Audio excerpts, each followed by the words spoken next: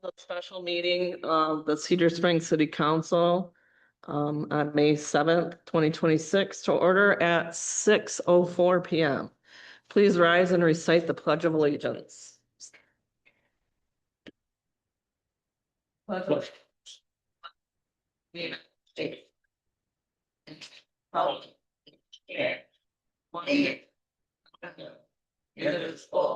Liberty and justice for all. Okay. I'd like to say a little something tonight, since we're in our new building. Good evening, everyone. As Mayor Pro Tem, it's truly an honor to be here and to recognize this exciting milestone for Cedar Springs. This new city hall is more than just a building.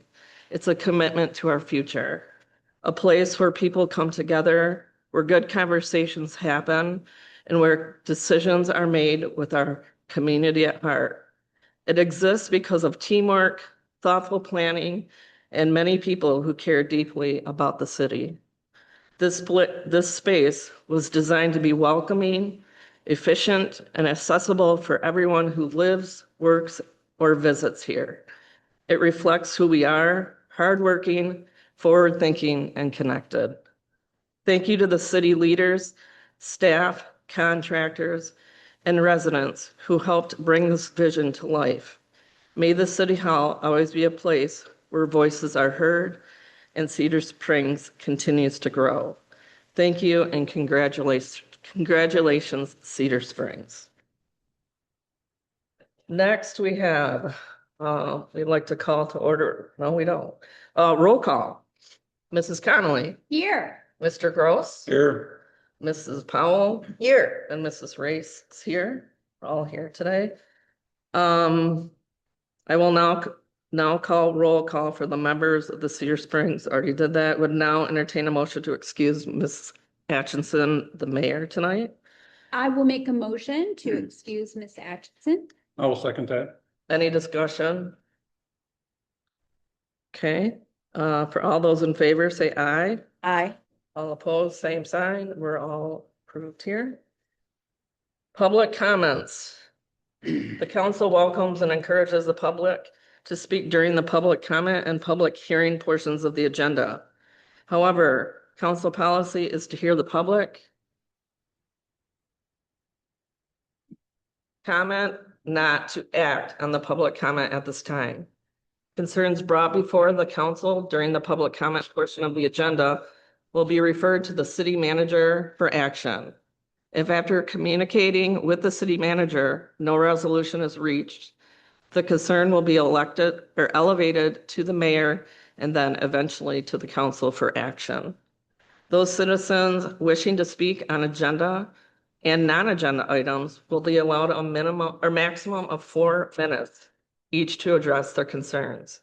This is the only time during the council meeting that citizens are allowed to address the council. Please state your name and address for the record if you would like. Do we have any public comments? All right, Sue.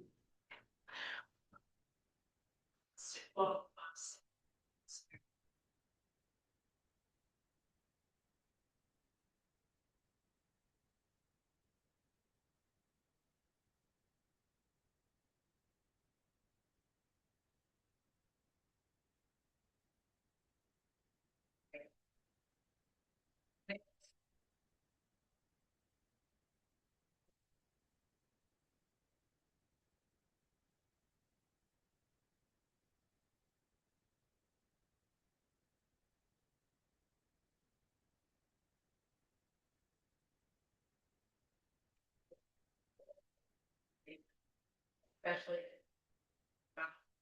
being in one with the city.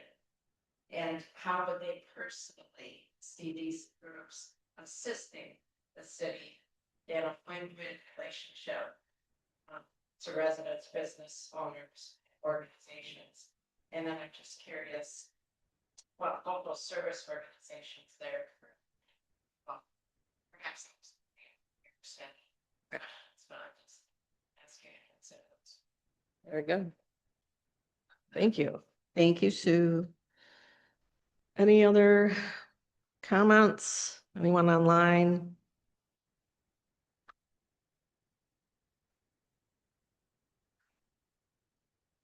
Is there anyone online that would like to speak at this time? I don't see any hands. Okay, I don't see any at this time. No? Okay.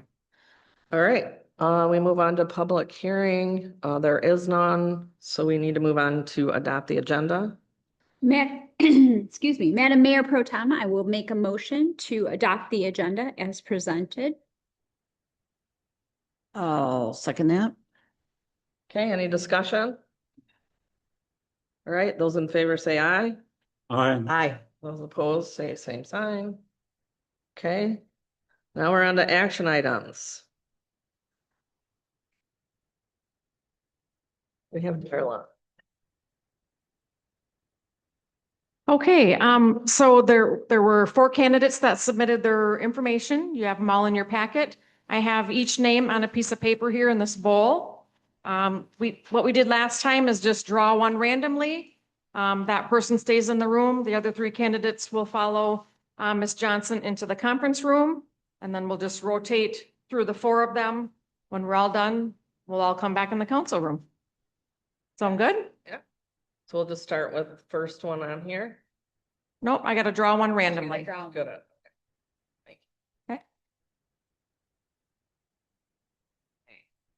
First candidate, Marty Frazier. Right. So whatever you're comfortable with, Marty, if you want to sit at the table or stand at the podium, whichever you prefer. Perfect. You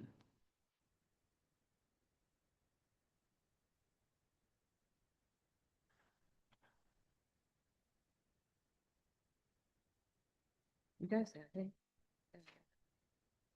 You don't have to stand if,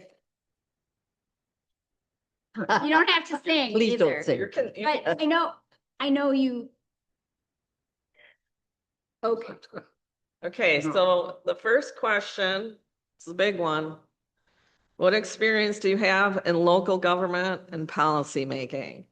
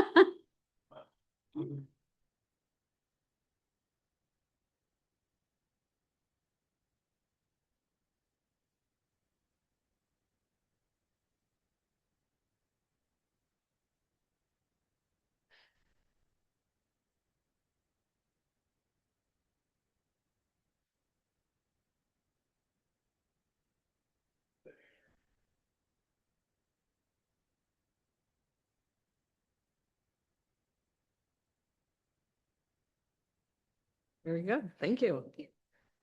My turn. How would you ensure that the needs of the citizens are represented on the city council? How would you ensure that the needs of all citizens are represented on the city council?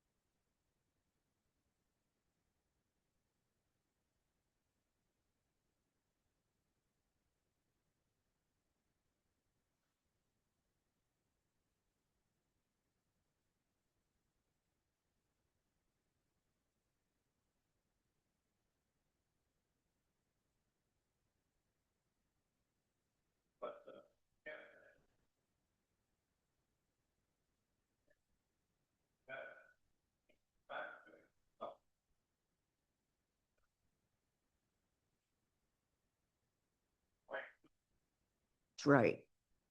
Thank you, Marty. Okay, I'm up. Of course, they had to give me the longest one to read, but it is a serious one.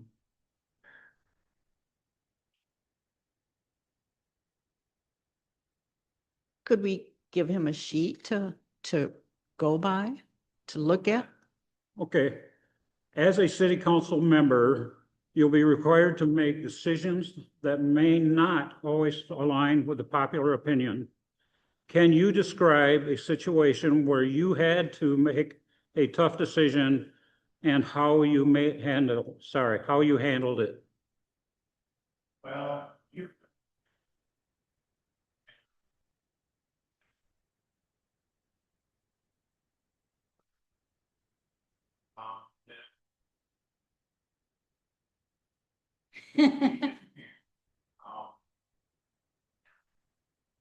I get with you and the circumstances, what is presented to you, and make your better choices. And I found out, and from fellow firefighters, some things, better instinct is the best difference. And, not everybody agrees, and you know, when you kind of think of the best choice at the time, and maybe back there and think, maybe could have did something better, but I think it's, you're not gonna make everybody happy, there's no way anybody can do that. You take it upon yourself, to talk to your workers and then figure out the best choice at the time. That, kind of what you. Yeah, so it's just a matter of how would you handle a situation like that, knowing there are going to be people upset with you, basically, because they do come up. So your answer was fine. Yep. Yeah. Mr. Earl. Well,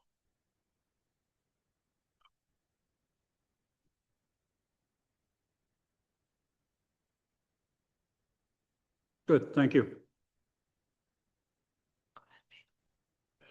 Now, It is, I'm up. Absolutely.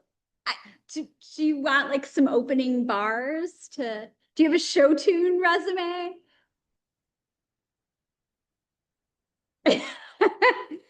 All right, please share with us something you think the city has done well.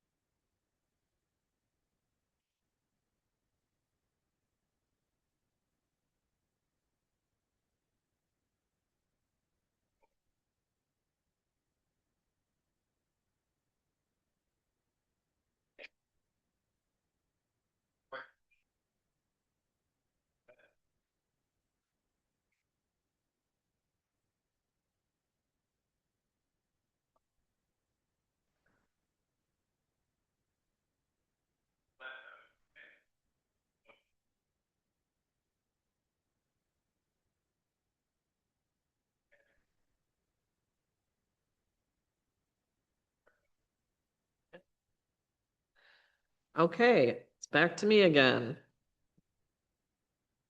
Oh, it's a pass. What is, Sit. Do you need to sit? No,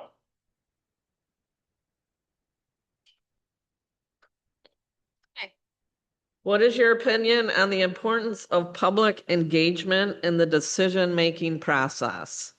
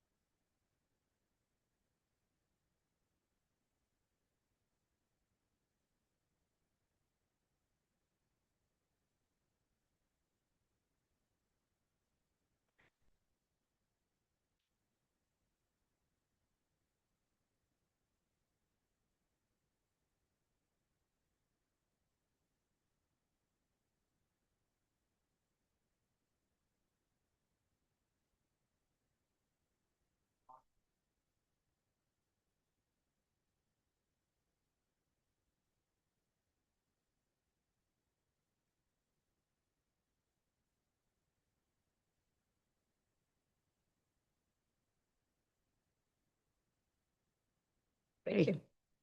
All right, Marty, please tell us a few laws and regulations that apply to municipal government.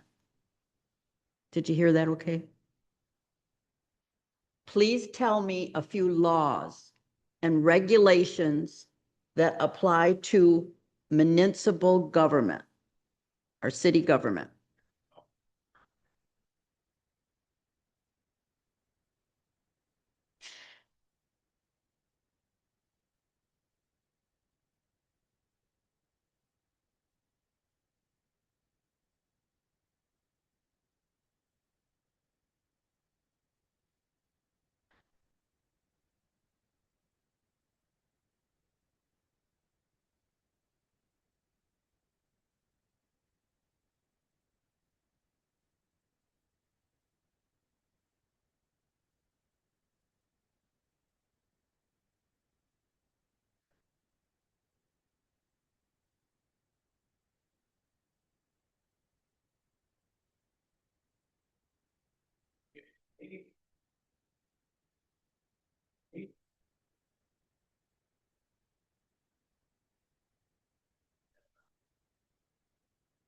Thank you.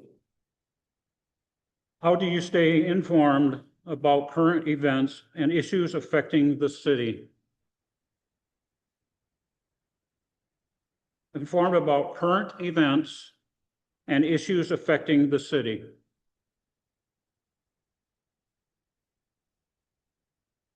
second, that city.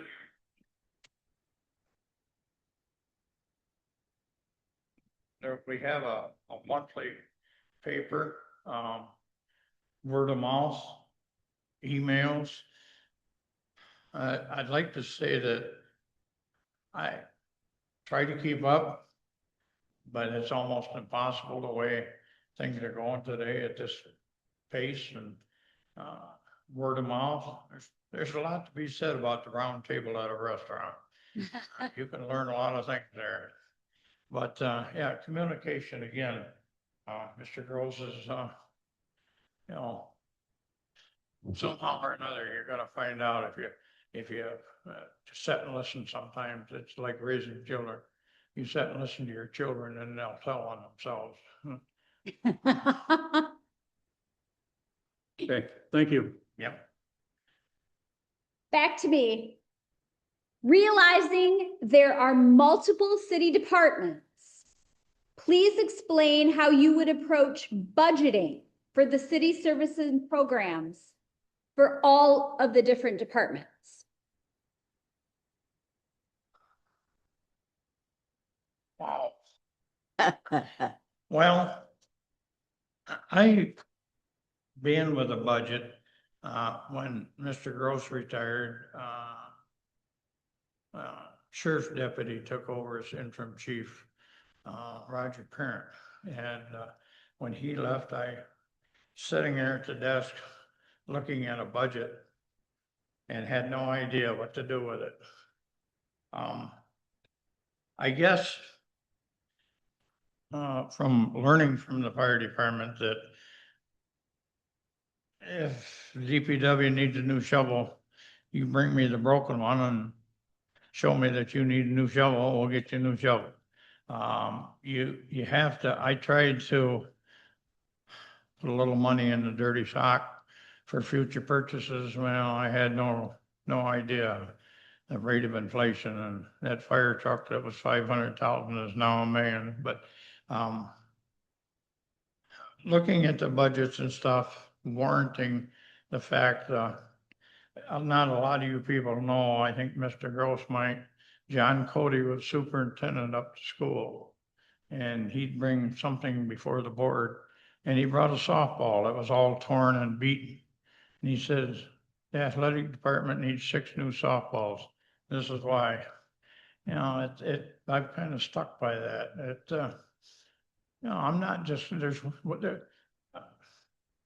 good friend of mine told me one time there's wants and needs.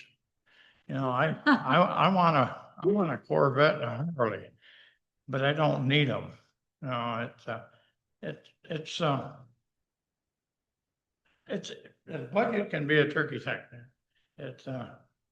There's monies there, hopefully, and you show me the need and we'll see what we can do.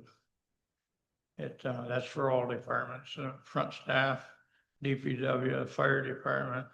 We need to help the police department, the sheriff's office. It's there. We'll figure out something. It may be a couple, 3 hours in a conference room talking about stuff, but we'll figure it out. Okay. It's just a brief. I find it heart-wrenching that grown adults can't sit in a room and agree on things, or at least see each other's point. Just frustrates me sometimes. So I'm not gonna get any deeper into that mud puddle, but, yeah, work it out.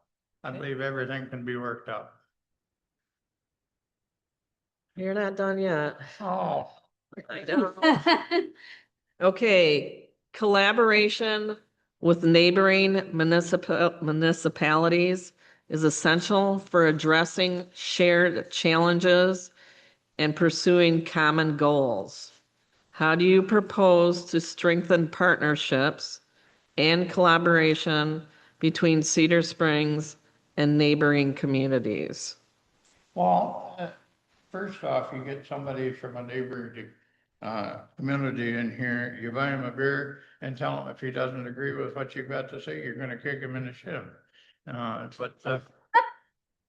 But yeah, there has to be, you have to work together for the better of the community. I mean, the citizens are counting on you guys to have, you and the township to have a fast food restaurant out by the expressway. Right now, I'd love to have an Applebee's where the old Save-A-Lot used to be. You know, it's easy on, easy off, across the street from the hotel. Well, let's see, let's put our heads together and see if we can get somebody like Logan's or Applebee's or somebody up there. That building's sitting there vacant. Same with the Rite Aid. Let's work with our neighbors and see, you know, say, hey, this is what we're thinking. What do you think? Get them involved with this stuff. Just don't do something and say, whoops, I forgot to tell you. No, communication. It goes back to communication. Very good. All set, my turn. How would you prioritize, can you hear me? Okay. Yeah. Long-term projects versus short-term projects? Well, I guess you'd have to take a look at it and see what takes priority. If you got a busted water main, that takes priority over a leaky hydrant.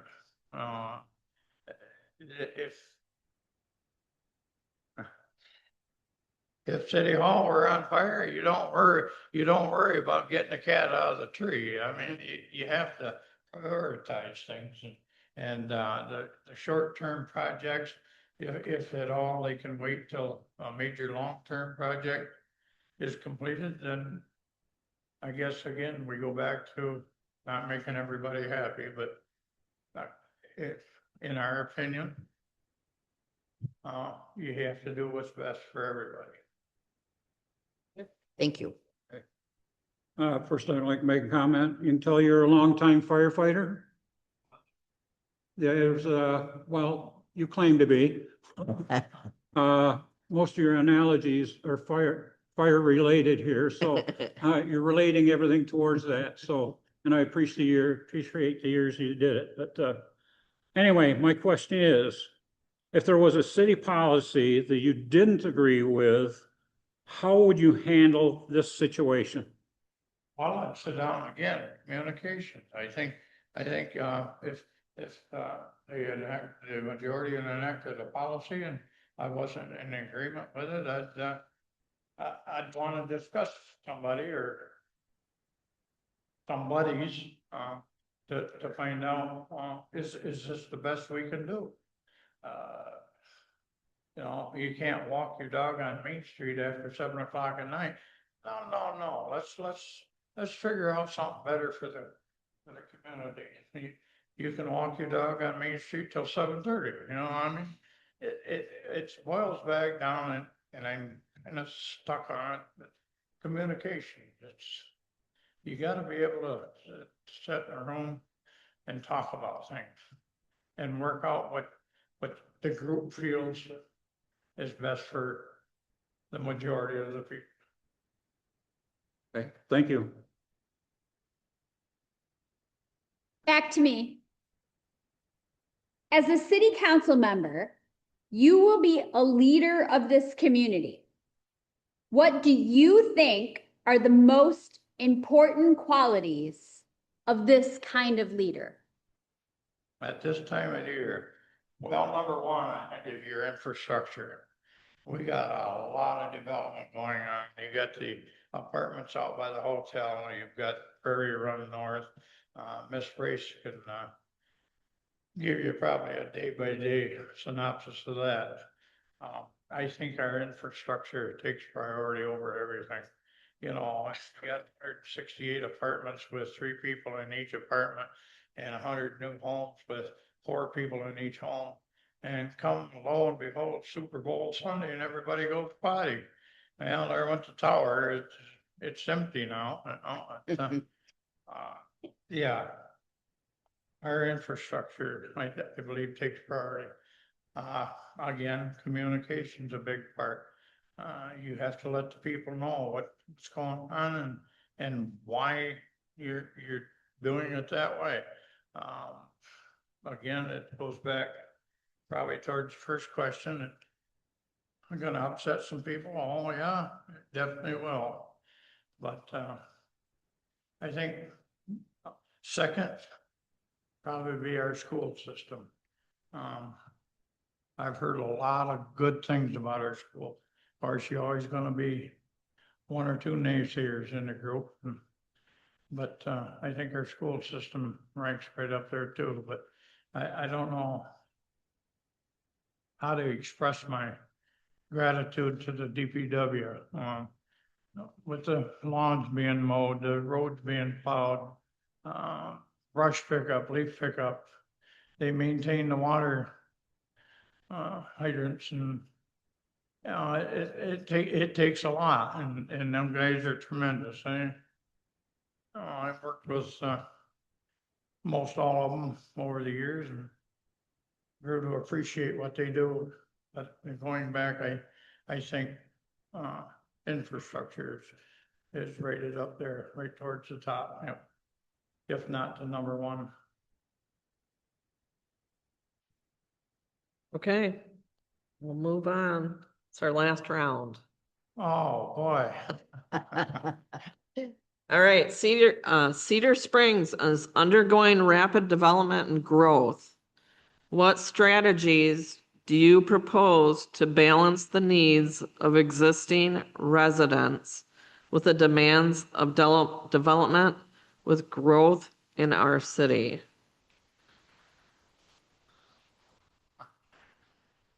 one seniority taxes for 5 years. No. Boy, that's a tough. I don't. I'm not sure if I understood the whole question, but it boils back down to you're gonna make a lot of decisions that are setting well with a lot of people and communication, tell them why you're doing this and if it's like I've told my children and my grandchildren. When it comes, here we get back in a dirty mud puddle. But if you don't vote, I don't want to hear you complain. And it's the same thing with occasions in the city. If you've got something on your mind you don't like, 16 marijuana shops in a square mile, and step up and say something. How am I supposed to second guess what you're thinking? You know, I don't know. You're not gonna make everybody happy and I've been beaten the living daylights out of it. But the communication part, for me, is a big thing. You know, I learned that. I'm married, divorced a couple times, and you find out communication's a big part of a relationship. And I would like to think that's very, very possible here in the city.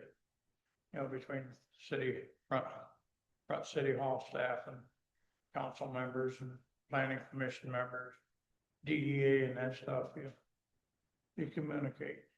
Transparency and communication. Okay. I don't know if that covered your question or not. Hopefully it did. Okay, it's me again. What area of city government do you feel could be improved?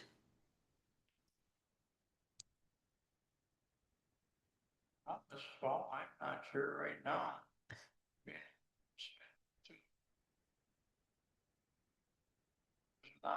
Not a lot to be changed. I think again, the front hall, city hall staff and city council members that give their approval and doing a pretty good job. I reflect back to a few years ago when I think Miss Johnson was fresh on the payroll that we had some discussions about the sitting council and not a happy camper, but we worked through it. And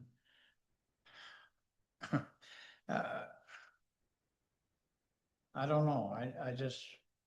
I gotta believe there's room for improvement. Nobody's perfect, but we're pretty close. That's a good answer. Alright. Thank you.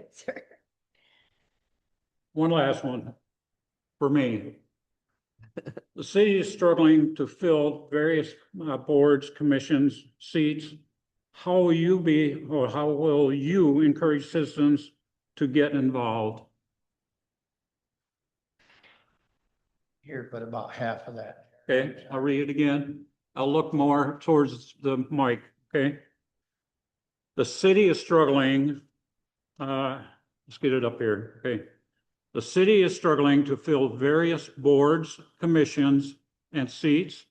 How will you encourage citizens to get involved? Well, again, I think it comes back to if you don't vote, don't complain. If you don't like the way things are run, get involved. I've got kicked out of a couple of football games and I've been kicked out of a couple of softball games. Simply because I voiced my opinion and the ump was blind. But that's just like, but get involved with your local government. Have a say in the matter. You got some good ideas like the Applebee's thing out there on White Creek. You know, I'd like to pursue that, whether being a council member or a private citizen. I'd get involved with here. There's plenty of stuff to do out there. Organizations are looking for volunteers all the time. You know, I see there's some vacancies on Planning Commission, the DDA, and there's a couple seats up for grabs here tonight. Step in, you know, after a sort, you don't like it, well, you give it a shot. You can't tell me that, and Miss Falcon's gonna sit here and shake her head and so wink pens at me, but I almost requested that my name be withdrawn from this process tonight, but I thought, you know what, I gotta give it a shot. I gotta do it, win, lose or draw, at least I tried. And I've kind of carried that with me throughout my life. And even some stupid things on the fire department. Well, I got a little sticker in the back window. I don't know for the public. It says, I'm pretty sure that my last words on earth will be, well, shit, that didn't work. So, I kind of run with that. If you don't try it, don't knock. Right. Right. I have the last question. Wow. What do you see as the biggest challenge facing the city of Cedar Springs? Standing in front of the sitting council answering questions. Done that lots. Yeah. Yeah.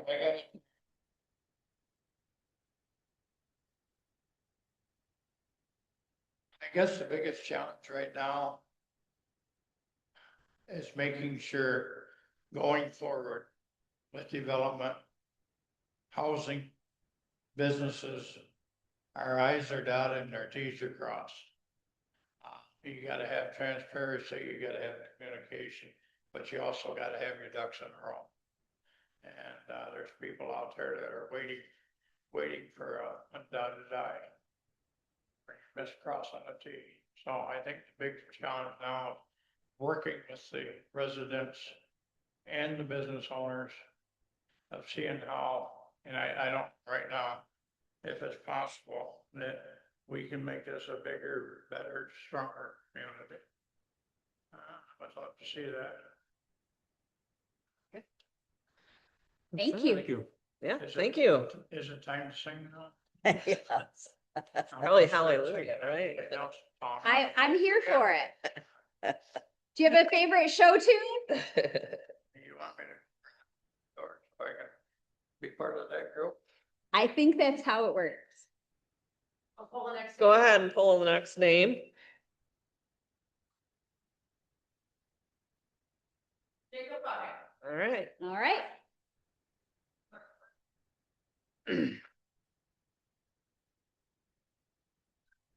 Oh, she locked him in.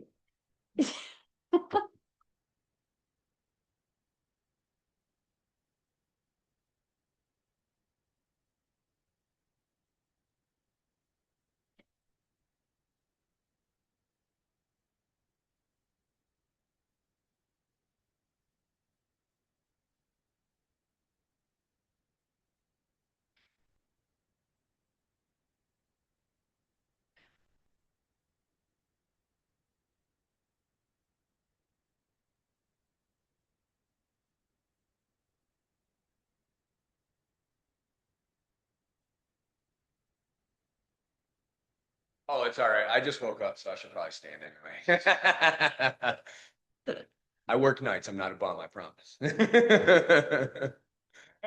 How you guys doing today? Good. How are you? Good, good. Thank you.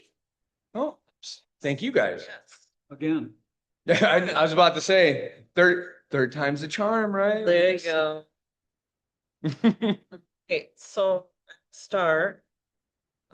As you know how this works. Yep. mhm. Right?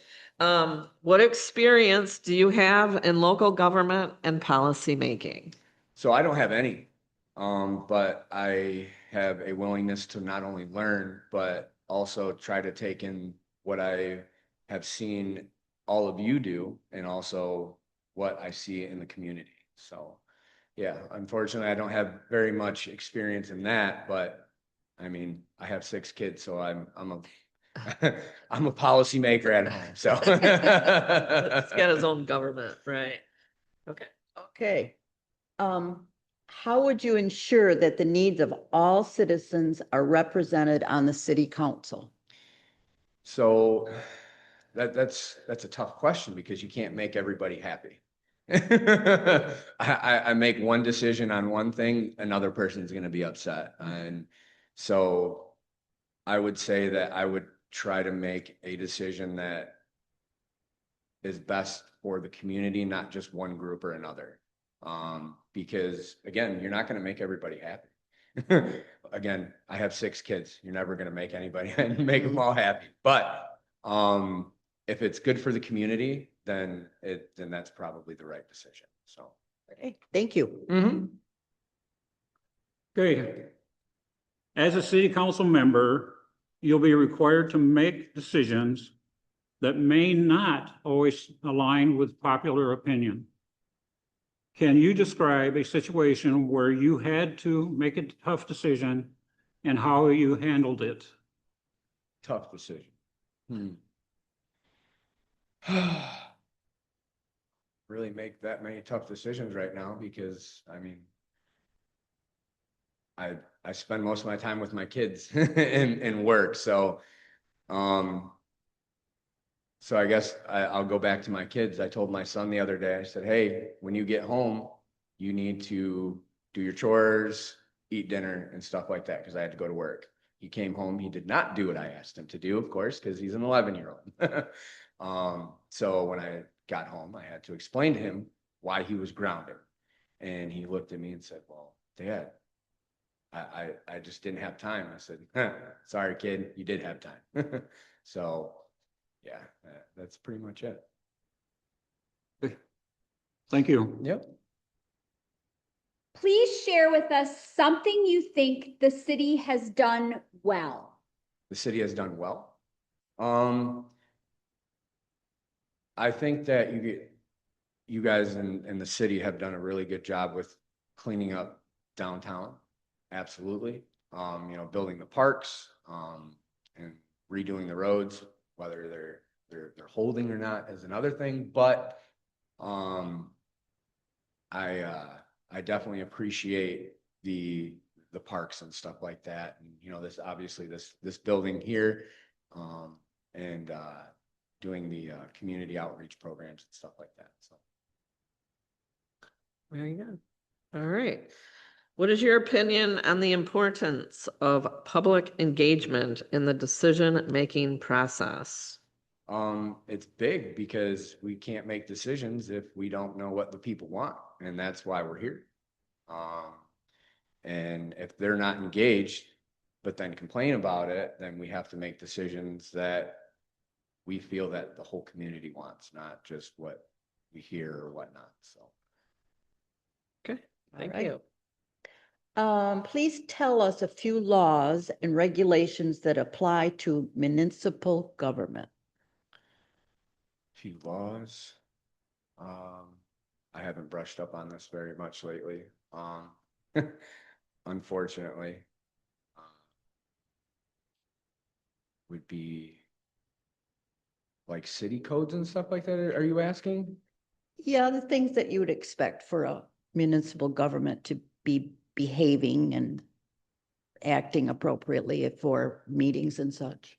Like taxes and stuff? Is that what you're asking about? Sorry, I just want to be more specific when I answer that question. I don't know if it's taxes and stuff, but how the city applies our meetings and transparency, sort of stuff like that. So I'm very new at this. And willing to learn that stuff, but I would assume that a lot of that would be a lot of it would be honestly I don't know at the moment, because that was kind of that was kind of a question that I wasn't expecting. Okay. So I'm actually glad you asked me that, because now when I'm at work I can look that stuff up. There you go. That's okay. It takes a while to figure it all out. Yeah, yes. Some of us are still figuring it out. Okay. How do you stay informed about current events and issues affecting the city? I come to meetings, when I can, when it's not affecting my job, at the time, or, I watch it on YouTube a lot. If I can't catch it, obviously in person, I'll watch it on YouTube, and then, um, just going through like the community Facebook site, seeing what other people are saying, and then obviously again with the Facebook site that you guys have, just trying to stay informed as much as possible. Okay, thank you. Mm-hmm. Realizing there are multiple city departments, please explain how you would approach budgeting for the city's services and programs for all the departments. So I guess it really depends on what's needed at the time. There's sometimes you need more in one place and less in another. It just really depends. That's a pretty broad question, because you can't say this department needs this and that department needs that, but we're gonna give them the same amount of money, because that's not really how that would work, so. Okay, good. All right. Collaboration with neighboring municipalities is essential for addressing shared challenges and pursuing common goals. How do you propose to strengthen partnerships and collaboration between Cedar Springs and neighboring communities? Well, we need to talk to them first. We definitely need to, try to get with other communities and see if we can bring more jobs into not only their communities, but our communities. Because like I've said before, jobs are probably the biggest thing that we need to bring to Cedar Springs. Me personally, if we can bring more jobs to Cedar, that's great, because again, me personally, I don't think grown adults should be working at fast food places, because those don't pay the bills. Or they barely do, because they have to not only work that job, but they have to work 3 other ones just to, pay their bills. So, yeah, no, definitely just outreaching and discussing what their problems are, and then going from there. Great, thank you. Mm-hmm.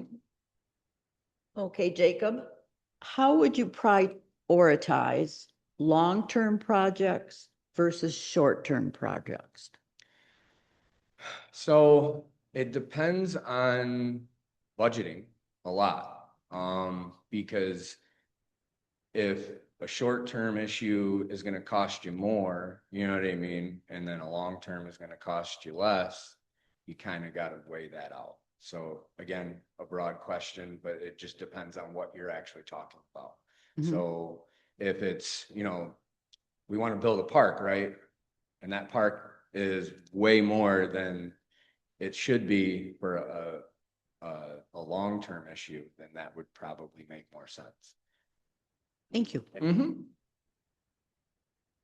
Hey, if there was a city policy that you didn't agree with, how would you handle this situation? Just talk about it, see if we can come to an agreement, depending on the issue. I mean, if you're not willing to have a conversation with somebody, then there's no reason to even be here in the first place. So that should be invited. If you disagree with somebody, that's perfectly okay. So. Okay, thank you. Mm-hmm. As a city council member, you will be a leader of this community. What do you think are the most important qualities of this kind of leader?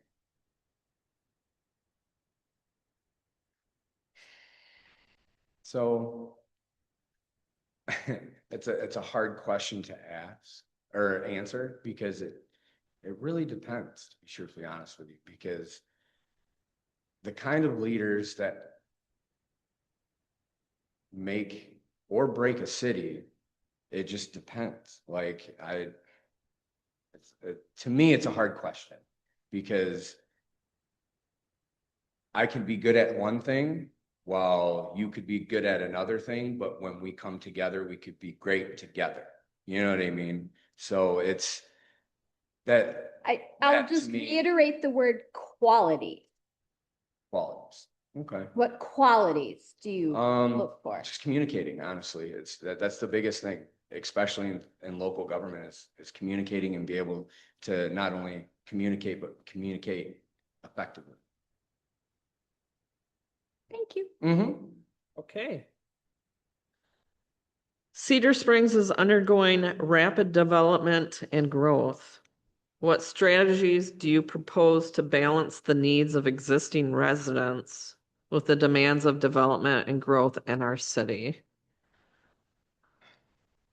So me personally, we should be prioritizing the people that are here right now and then working off of that. So then we're taking care of already Cedar Springs residents, but we're also taking care of future, Cedar Springs residents. Okay, thank you. Mm-hmm. Okay. What area of city government do you feel could be improved? All of it. But that's the nature of us having a small town, Mhm. right? But I mean, you can't say that one's worse than the other. I think that would be silly. And unrealistic, to be truthfully honest with you. Mhm. I mean, it's not like we're Grand Rapids where you can specifically say that this part is the problem or that part is the problem. Or, less than or better than. I don't really like that. You know what I mean? Because everything and everyone has room for improvement. Thank you. Mm-hmm. Okay. The city is struggling to fill various boards, commissions, seats. How will you encourage citizens to get involved? We just gotta talk to more people, get out and, local, events and just start talking to people. That's the biggest thing. People don't know what you don't tell them. You know what I mean? And we live in an age where more people want to complain on the internet than stand on this podium and be asked questions. You know what I mean? And I actually had a conversation not too long ago about this, and we were talking about how that exact thing is people want to complain, but they don't want to do anything. Well, we have to encourage them. We can't just, demean them and say, well, you just do this. No, just go in and talk to somebody or, go talk to a business owner or, just go talk to your neighbor. You know what I mean? Okay, thank you. Mm-hmm. Last question. What do you see as the biggest challenge facing the city of Cedar Springs? Jobs. It's jobs. That's it's like with any community, but with us being a small community and also growing as fast as we are, it's jobs. It's always going to be jobs until we can sustain the people that we have here. Because yes, we talk about growth and we talk about how many more people are going to come in, but we also have to take care of the people of Cedar Springs as well. Great. Thank you. Thank you. Thank you, Jacob. So, all right, Thank you. next. Carlos, draw our next scene.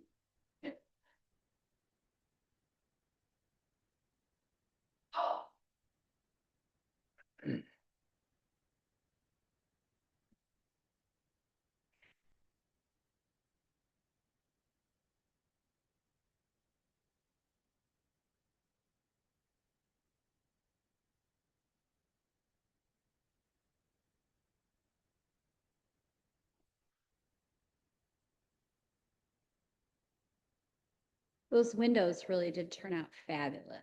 Oh, Did they power lock the brick on the stuff? I'm like, it looks like new, beautiful brick. Like, how did they do that? sand. Sandblast? Sandblast? You can sit or stand. Good evening. Good evening. I have a few questions for you. Sounds good. Good. Thank you for coming tonight. All right, I'm gonna start off. What experience do you have in local government and policy making? Well, as I said, I spent about 38 years or so being a city manager for various cities in Michigan. And in particular, we kind of made a pact between us that we'd raise the kids in a community of under 10,000. So those communities always had to be smaller. And on that basis, the city manager did a lot more than most. So not a lot of the committee meetings and everything, but you were directly involved. And policy-wise, it was nice because you carried out the policies of the city council.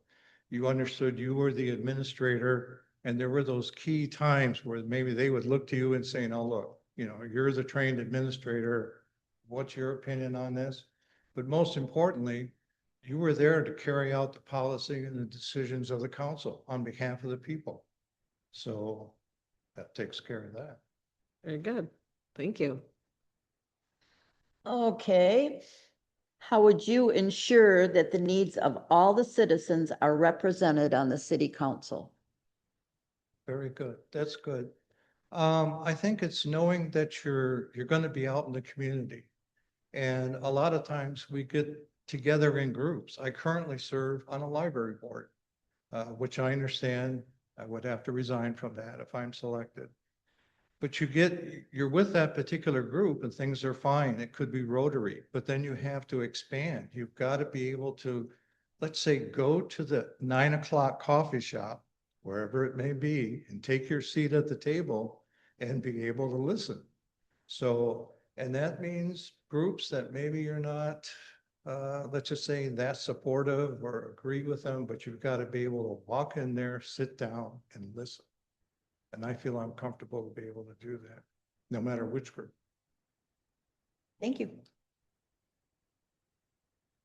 As a city council member, start again here. I was thinking about your answer, sorry. Okay. Go ahead. I'm not good at mixing thoughts at times, but as a city council member, you'll be required to make decisions that may not always align with popular opinion. Can you describe the situations where you had to make a tough decision and how you handled it? Well, might as well get real here. A long time ago, there were negotiations between a city and a neighboring township on how they could promote growth. There was a major freeway that was next to them. And there was a lot of activity that was going to occur. And you reached out to them. We had discussions because under Act 425, there'd be sharing of taxes and everything else. And they reached a point where there was a lot of resistance from the township in a sense, but they knew it was going to be good. But it was hard for them to overcome the idea of giving up township property to the city and then sharing taxes and all that type of thing. So you had to step back in a sense and say, well, if you just let it go and it doesn't happen, everybody's going to lose. So you meet with the businesses that were involved, that wanted this, that wanted to invest, that wanted to come. And you say, look, we have to get together and make a decision here that I have to let you know that if they don't agree, we can still have you be part of the city and you can be annexed. You will be permanently with us. And then that will take care of the issue. But then the township will be left out. And then making that hard decision, the word got out purposely. And it wasn't too long before the township came and said, you know what, we've had a chance to think about that. And we've really, the money and everything else, we think we should cut a deal. We should make it for 50 years. Okay, thank you.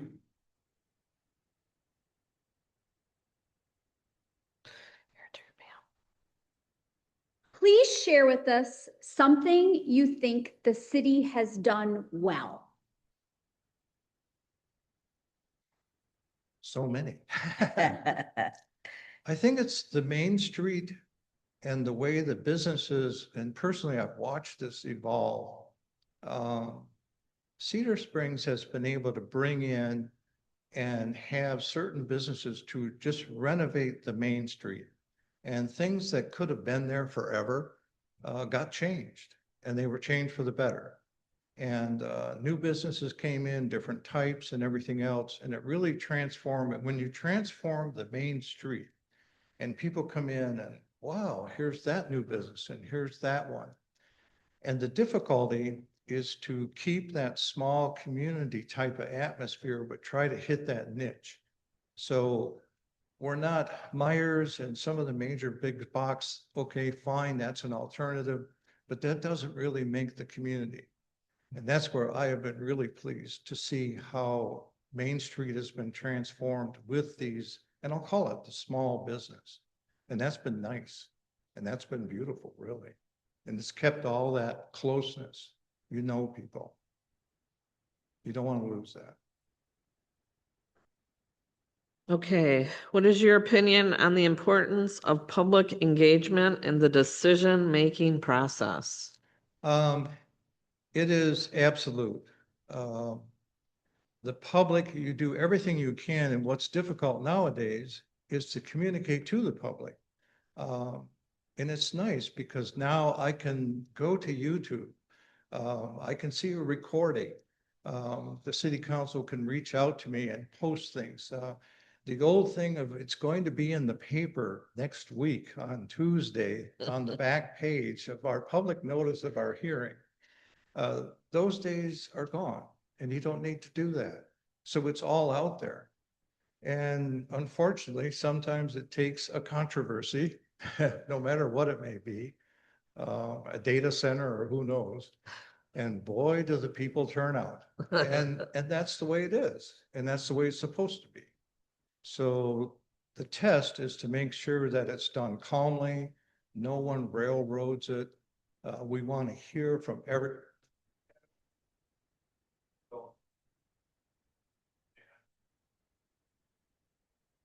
Thank you. Okay. Please tell us a few laws and regulations that apply to a municipal government. Yeah. Well, all of them.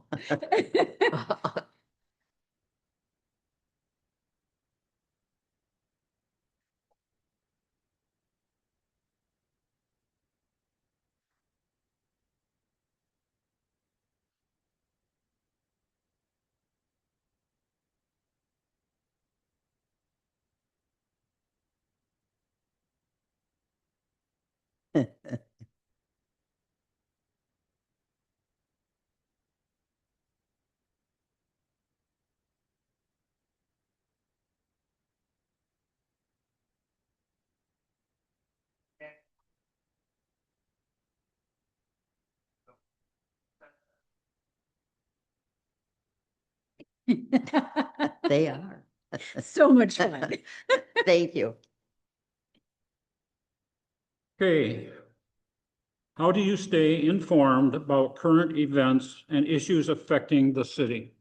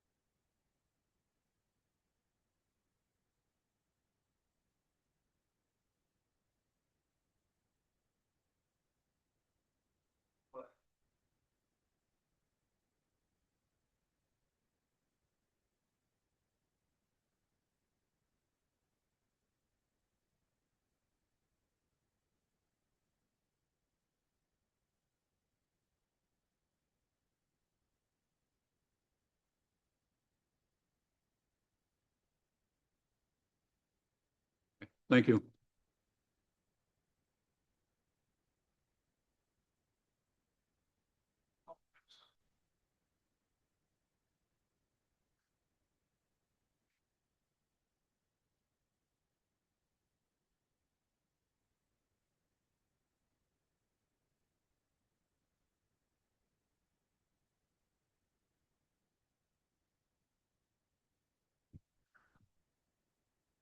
This is the part where staff, now this is all gonna work flawless, right?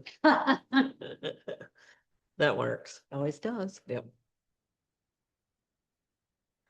Okay. You're up. We next. good? Yeah, just Are we good now? Oh, We're good. Testing 1, 2, 3. Can you hear Here, yeah, yeah, we can hear it. So nice. Realizing that there are multiple city departments, please explain how you would approach budgeting for the city's services and programs for all the departments. Oh, this is why, when we have a good city manager, when we have a good finance director, as an elected official, you can sit back and say, okay, I want to know that you have looked ahead, the 5-year plan. I want to know you've incorporated this, and every so often there'll be a question. How come the city doesn't do that? And as an elected official, that's the time, in a sense. I was wondering about that and convey that. And it's not something that's done in a, let's say, grandstanding at a budget hearing, but it might be just a simple call. And so with competent staff, the budgeting process is amazing. And you should be able to go back not only your 3 or 5 years, but the difficulty becomes, here's something new. The city has made a decision to get involved in a different activity or a different program. And probably the one that I probably always would probably wonder or always ask about is we've decided to have a new park. And we're going to develop this and add this, and we do this activity and it gets approved. And then administration, staff, you're going to have to take care of that. You're going to have to maintain it. You're going to have to assign labor hours to it. So it's checking with administration all the time to say that, are you comfortable that you have put in enough to cover this because things have changed? So on that basis, I rely very much on the administration, a good manager and a good finance director. Okay, collaboration with neighboring municipalities is essential for addressing shared challenges and pursuing common goals. How do you propose to strengthen partnerships and collaboration between Cedar Springs and neighboring communities? It's always remembering that as a city council member, you are one of 7. You do not go off on your own and try to negotiate something with someone else. I think it's nice if you can have a friendly relationship with maybe another elected official somewhere, that it's not interpreted as going behind the doors or whatever. You're having, just checking with people, how's it going out there? And we have coffee together, whatever. But you're always remembering that you're one of 7. And that's where it becomes very sensitive. How does the group as a total want to reach out to neighboring townships or whatever it may be on an item? Do we agree this is the best approach? So you really have to step back and be very careful. So it's a very sensitive thing, because if it's done in a very respectful manner, we're going to go so far. You're keeping in mind that I am the city representative and I have to keep that in mind. But is that going to be a solution that's win-win for both sides? And if it's not, you better be aware of that and why it is. Thank you. Okay. So how would you prioritize long-term projects versus short-term initiatives? You better have read the master plan. You better have sat down and said, this is where this group of people, after a lot of study and time, feels that's where we're going to be. So there's a major input. And as a matter of fact, good manager ties that in with budgeting. We talked about this particular project or program we want to do. We're going to rebuild all the sanitary sewer over in this particular area because we knew it's coming and you got to have it done. We're talking bonding, all of that business. So the prioritizing comes primarily out of the master plan. People spend a lot of time to do that. Fun part becomes when something like a data center pops up. And then you have to step back and say, okay, is that really important for us? What are the issues? We're kind of involved, we're directly involved. It's mainly theirs, but not really. So you have a project that pops up sometimes out of nowhere. And how do you address that and put that in? Because if life was wonderful, we just flip another page in the master plan and there we go. And the city manager schedules all the projects and we complete them, we cut the ribbon, we move along. So the fun part in life is the unknown project, something that comes out of the blue. And how do you fit that in with what we've got already scheduled and we feel comfortable we're going to start the next year doing? That's the fun part. Thank you. If there was a city policy that you didn't agree with, how would you handle this situation? Well, when you talk about a policy, we've got to be careful when we use that term because 99.9% of everything that is done by the city of Cedar Springs is governed almost always by a law. It's a ordinance, it's a state law, it's a court decision and everything else. So if there's a policy, it ends up being personal in a sense to me. That's how I'll use that word because the law should be very straightforward. If you want to, we have a policy that says you are required to do this, this, and this. And if I feel that my times have changed and that might be a little bit too strong, you're talking about amending an existing code. You're talking about going through that whole process because there's laws behind it. So policies, you got to be careful. The fun part, again, I'll use that term, is you have a policy, and if there's a book of policies of the council, it's the way we do things. It's not necessarily in law, but it's also a book of policies that we've agreed upon as a group that we want to follow until it gets to some point where it is codified. Does that, I hope, answer? Yes. Thank you. As a city council member, you will be a leader of this community.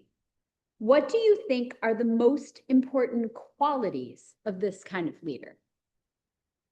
A person that, number one, when they speak, it's not I, it's that the city council has agreed that we need to take this position.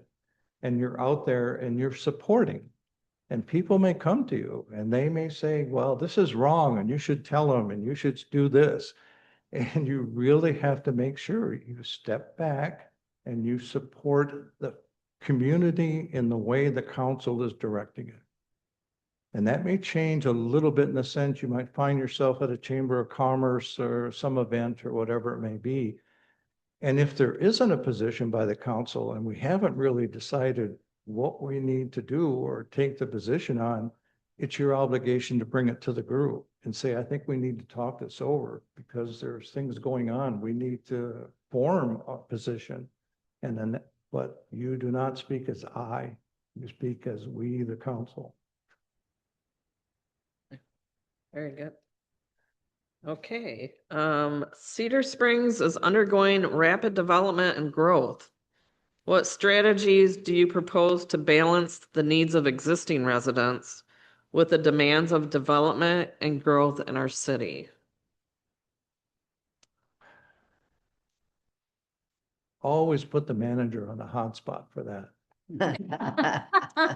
Noted. You always do, because this person is right up front.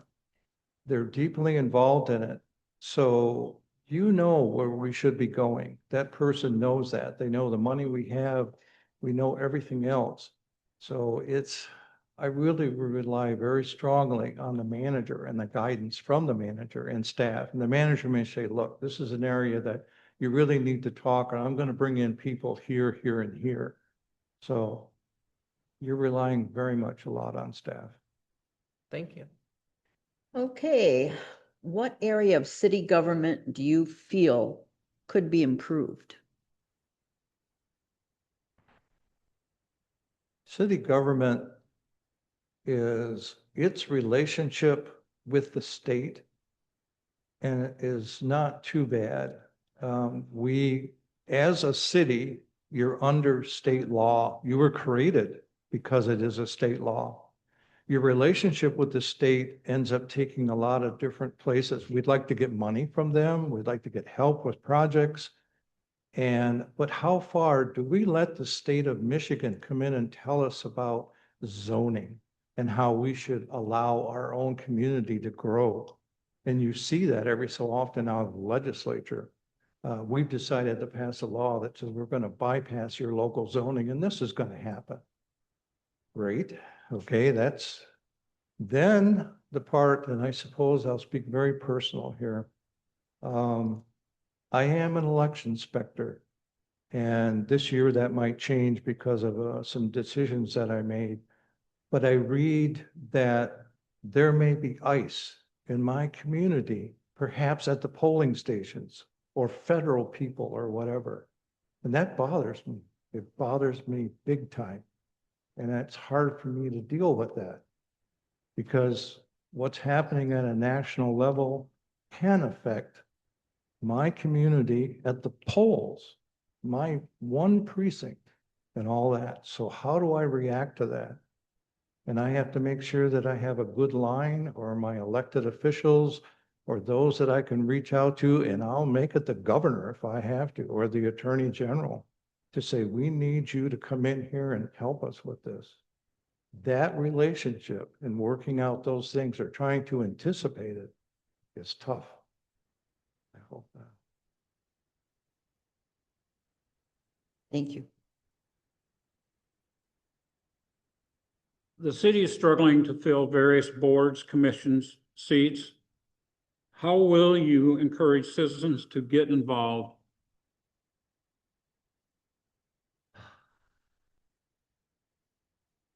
I would say you advertise, and to make getting people to step forward in a small community is tough.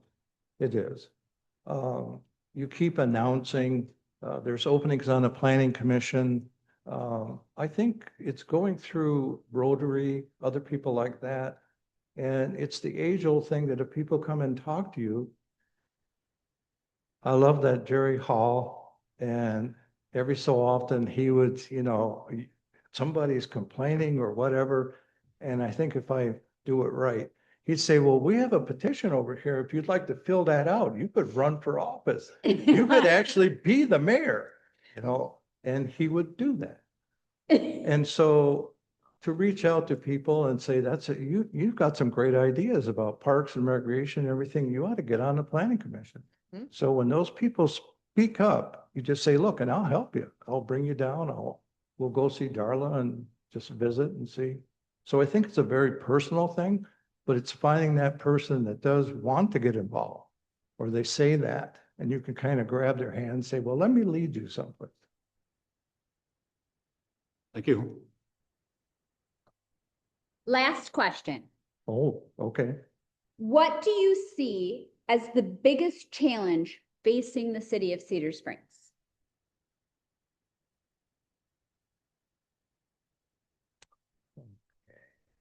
Rockford is now filled up. And they found out that we don't like it in Rockford anymore because it is filled up. And there's just wonderful community that's just up the road. And we're going to buy houses and we're going to inflate the prices and we're going to move in and we're all new people and everything else because we would like to get away from what we've had because it's all filled up. And because Cedar Springs is the kind of community that it is, we welcome you and that's nice. And we're glad you're here. But please don't bring your baggage. Okay, we want you to be part of the community. We want you to get involved. But this is not Rockford. This is not downtown Grand Rapids. This is Cedar Springs. You can go have coffee. It's all right. You can have some pretty good exchanges at the table and it'll be all right. So it's that change or people wanting to change and that struggle with, well, we've never done it that way. We don't want to ever see that praise. But that's the kind of thing I think that we struggle with. It's that change and how do we maintain the character and maintain that feeling, that small town feeling, but also know that you're coming because you recognize it, you see it. So welcome, but, Great. That's it. Thank you so Thank you. much. okay. Okay. Can we take a break? 5-minute break? Okay. Need to get some more.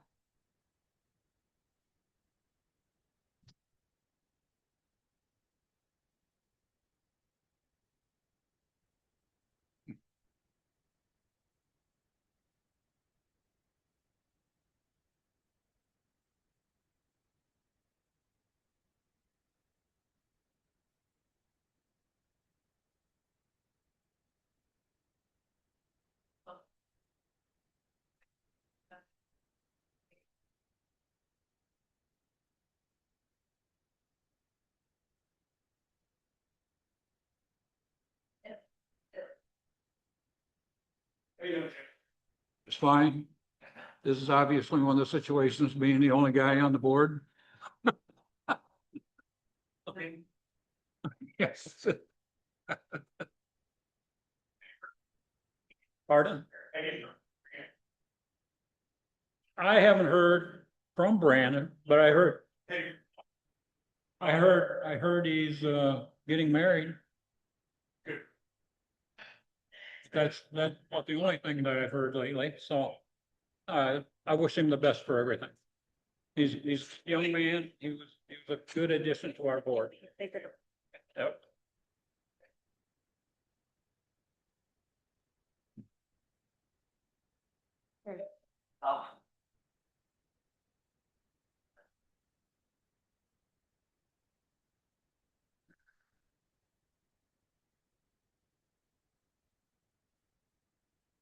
Did you get a haircut? What you want? Or just like, I don't, I don't know, it was clipped, it was shortened up. but a you little look bit. all trimmed and polished. Well, I like the polished part, because it's almost, it's the way. Okay.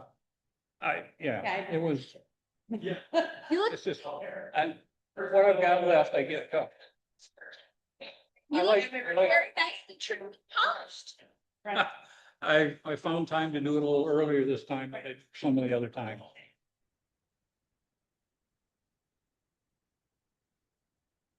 How are things going in the school system down? Good. It's crazy. I mean, I'm at a high school and seniors last regular day was yesterday. So, and, the particular school I'm at has, I think it's 21 different AP tests. And the state now, it used to be that if you took an AP class, you would go take the test somewhere that it was being held and like everybody from all the schools would go. Now, if the school offers it, they have to offer the test. Oh, really? So we have to proctor all of the tests. And I think 21 that are in the building, but today we had 308 high school freshmen taking AP World History. Put them on.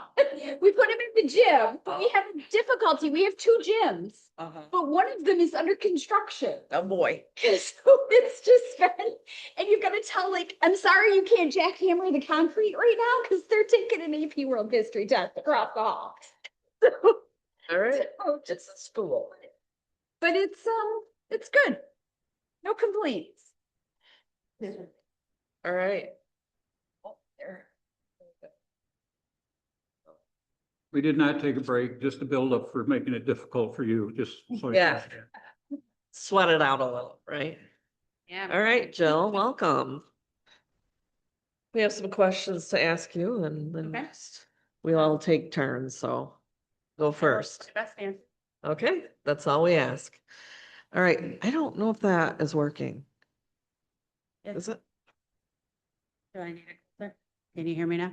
Yeah, Is okay, that better? yeah. All right, what experience do you have in local government and policy making? Planning Commission now. Local government. Okay, So, yeah, so I'm on the planning commission. I have been the last couple of years on the assessor board of appeals or review and the zoning board of appeals. Let's get the appeals or review. Fine sometimes, but, so yeah, so I've been doing that. It's specifically to government that, I did quite a few years at the state of Michigan, but not in local government. I work with the election as a poll worker, which is kind of one of the reasons that one of these positions works really well, that I'm not leaving the midterm or presidential election cycle, so. But yeah, that's what I specifically to government, that's Okay. for that. Great, thank you. Yep. Okay, Jill, how would you ensure that the needs of all the citizens are represented on the city council? We have a pretty eclectic group of citizens in our town. Mhm. I mean, between our business owners that may not live here, but they're still here, part of our community. We have people that work in the community but don't live in the community. We have people that are living, working in the community. So, being able to understand and listen to what their perspective is, and, that's important to be able to, reiterate into our decision-making and making sure that their concerns are expressed and heard and discussed, as long as, along with everybody that is, impacted by our decisions. Because, it's a snowball effect when it goes out, our decisions affect more than just the immediate people that live here. So. Okay, thank you. Mhm.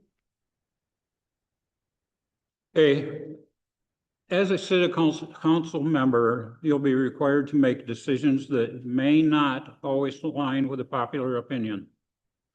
Can you describe a situation where you had to make a tough decision and how you handled it? Make tough decisions all the time. One of the recent ones that I can think of is that we had, on the zoning board of reviews, we had, or appeals, we had a driveway issue. And to compassionately, we would want to allow it to stay, but looking at the book, looking at the laws and looking at the regulations that we had, it was not the way it should be. It was not done the way it should be done. And it was not within regulations and guidelines. So I had to go with how those regulations were required for us to vote. And, it wasn't a happy opinion for the couple that had to, tear their recently placed driveway that was done outside of regulations out, but that's what the rules say. And this is, it's not always black and white, but when the gray area takes us outside of the laws and regulations, then either the rules need to change, which needs to go back to the zoning board or the actual board that handles those rules, or, because at that point where we were at, the rules were already set and we were looking to see, should we grant a variant or not? And if it's a widespread problem, we were going to have more people come at us for it and starting things without proper permits. So wasn't a popular opinion. It upset a few people, but I had to go with the way the regulations were required us to go. Okay, thank you. Please share with us something you think the city has done well. They've done a lot of good things in the last few years. building, one. I mean, this was a very controversial thing to be done. People didn't understand it, but knowing that the space was running out down there for as much as we were expanding was a need, especially as we continue to grow. Another good thing that I've noticed is the new text email system, alert system. I find it very fascinating when I get those texts. I'm like, ooh, what's going on? But that's huge, especially that, you know, came out of that the water situation that we had. The team did a good job of making sure that we were getting information as we could, but you can only do so much with what people will go out and look at. But having somebody getting a text on your phone saying, hey, there's an issue with the water, don't drink it, you need to boil it. And that's huge. And that's going to a lot of people will look at a text that comes through. So that's another good thing. We've done like the parks and just all the positive changes that have been going on around the city in the last couple of years has been really good. And we've been more open with decisions and talking and questions are getting answered easier. I think change in city management was a huge thing too. That brought a lot of trust back into where, citizens were trusting decisions more. So, but yeah, so that was just a few of them. I don't know, do you want more? That's good. Is that good? All right. What is your opinion on the importance of public engagement in the decision-making process? It's huge. They're electing us to, represent them, but they still want their voices heard. So, finding a way to bring them into the meetings or to taking surveys, like I know that we've been doing a lot of surveys and those are important, especially with, you can't make people respond to them, but it's really important so that we can have their voices heard. Being part of the election process, I'm a huge advocate that make your voices heard, do your civic duty and go vote. Because if you're not doing that, your voice isn't having a way of being heard. And I've worked with elections for like 15 plus years. So I grew up with it, my dad did it when we were growing up and so then I, thought it was fun. So I was like, this is gonna be interesting to do. And I was always like curious about it. So, and then now my son is getting registered to do it. And so it's kind of cool. And then having the ability to understand what people are wanting or haven't seen what their problems are or what their challenges are or what they're facing, it helps us to make better decisions, whether we're working with the planning commission to see where we want to bring the city in the next 5 years, or what are the important aspects of things to what are the most highly impactful things for the city right now, on the people that live and work here and own businesses here.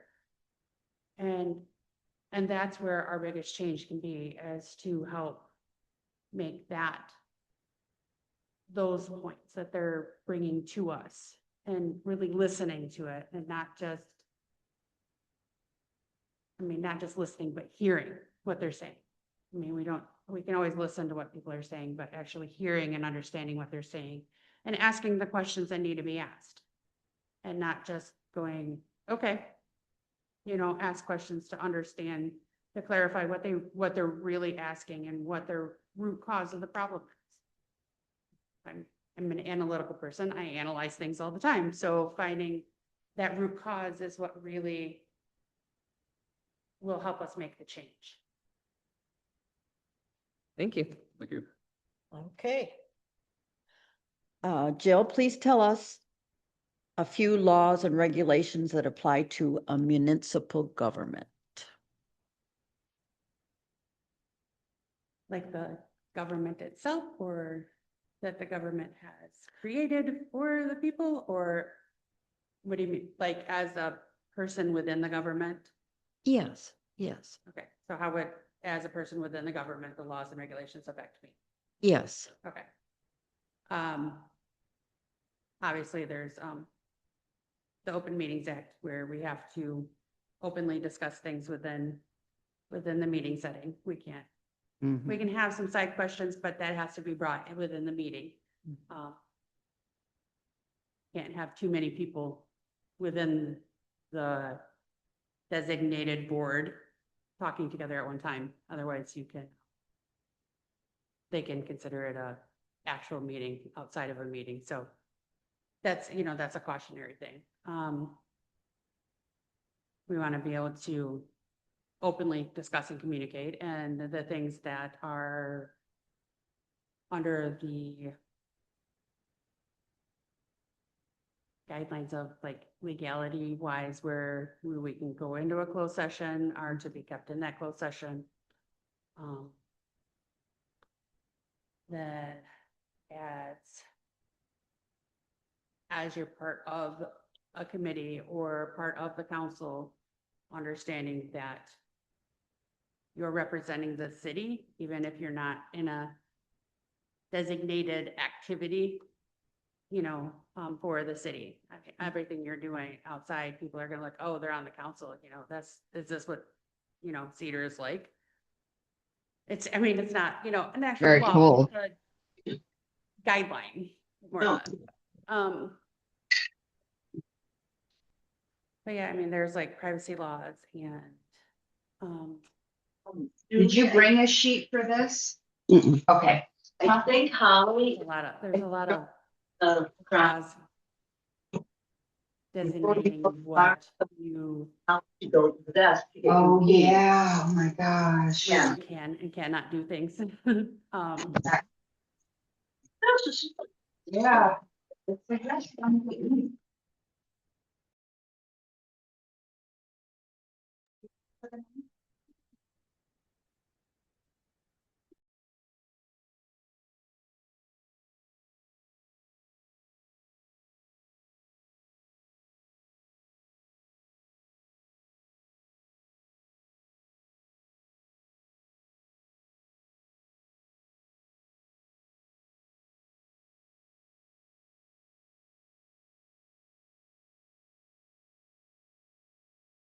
Email and text to the program, what's it called? The alert system program. I don't remember what it's called right off the top of my head, but it's, on the website, and you just subscribe to it, and it's really super simple, easy. It is, it's good. Yeah. But yeah, so I've subscribed to that. I watch, if I'm not able to attend the meetings, I always watch them on YouTube. I am involved with the planning commission, so, I'm pretty up to date on what's going on with that. And then, like with our issues, we're, redoing the zoning for the downtown area, which is huge, and it's gonna help a lot of people with their ability to get mortgage and insurance, and it's a great thing. But yeah, and I go to meetings when I can, but if I'm not able to, I do watch them on YouTube. Because they're readily available there, and you can watch them at your own pace, and sometimes you can put it on twice the speed to make it go a little faster if it's going by slow. But yeah, so I try to do, and then, I talk to people and people talk to me, and just, I try to stay involved with what's going on in town and what's going on, in local communities and around us, and research. I'm a research person, so if there's something I don't understand, or if I want to find out more about it, I will go find lots of information on it and research the heck out of something so I can understand and make sure that I get all aspects of it, not just what, is being said, but I really want to get down to the truth of the matter and understand what the data says. Kind of a data nerd, so I like data. And finding all that data and getting that data into, logical information that can be used and be able to either go towards one way or the other, let the data and research lead you and see where it takes you. So, but yeah, that's what I do. I do a lot to stay informed. Okay, thank you. Yep. Realizing there are multiple city departments, please explain how you would approach budgeting for the city's services and programs for all the departments. Well, they're all important, but the health and safety, is obviously top. You want to make sure the health and safety of everybody is taken care of. Because if we don't have safe, especially with safe water, safe streets, safety, that's a big thing. That affects everybody. And our office people, without them, the city don't run. The staff between the city manager and and the clerks and, our front desk people, and they just make the city work. But yeah, it's a budget is, it's all about give and take and where it needs to be. You'll have to look at the projects that are coming, what the needs for the next year is going to be. If one department has more needs and the other one just isn't going to have as many needs, then you can adjust the budget for that year.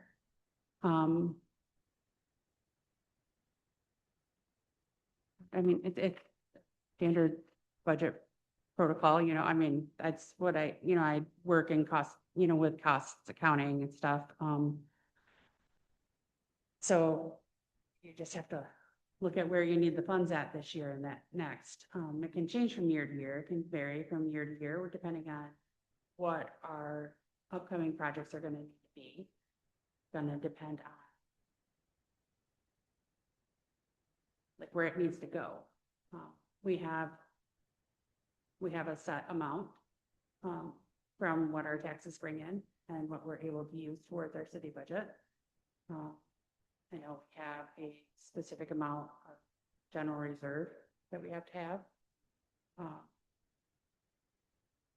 So, we just have to be able to prioritize, and as a committee, that's usually what the discussion is back and forth to decide where it needs to go. And as a group, that's where we talk and discuss and figure out where things need to go. Because it's not just, as the council, it's not just one person's decision or one person makes all our choices. We have to discuss it and decide as a group. And that's what usually the subcommittees are for, so they can figure out the best way to do things.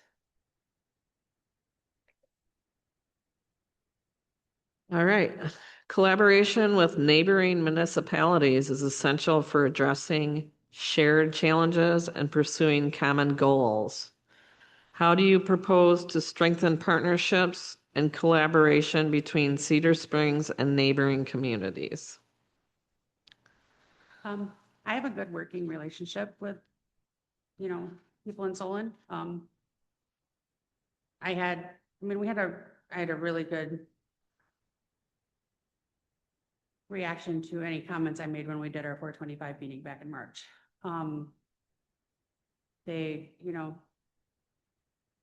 I think both sides need to feel heard and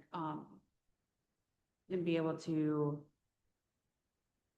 discuss things in a manner where it's not being an attacking type feeling.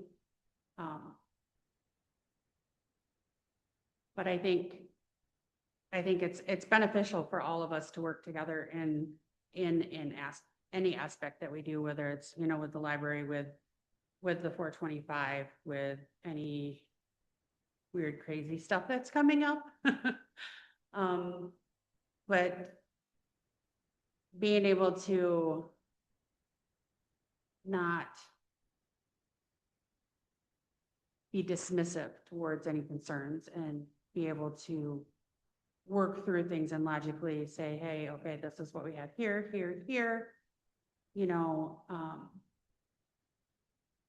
what is your opinion on it? Here's what ours is.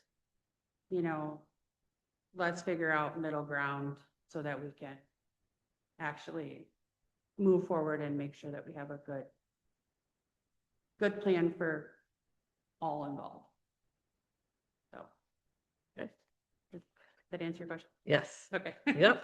Okay, Jill, how would you prioritize long-term projects versus short-term initiatives?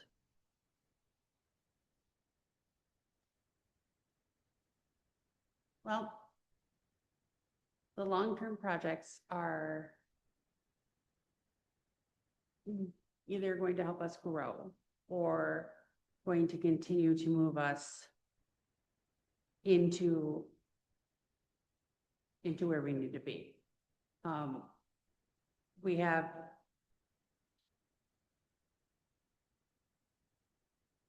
it's kind of the do you really, I mean, do we need this to happen now? You know, if it needs to happen now with these short-term quick initiatives, is it really going to be beneficial for match with our long-term goals? And cost, are these short-term initiatives going to cost us too much that is going to take away from our long-term initiatives? Our long-term initiatives are, you know, beneficial to keep us running, you know, beneficial to the community as a whole and keeping things running smoothly. Some of our short terms, I'm thinking like our water line expansions, our new wells, our new water towers, or that kind of thing. Like our infrastructure, I'm thinking like long-term initiatives in that way. And then like our short term are like our parks or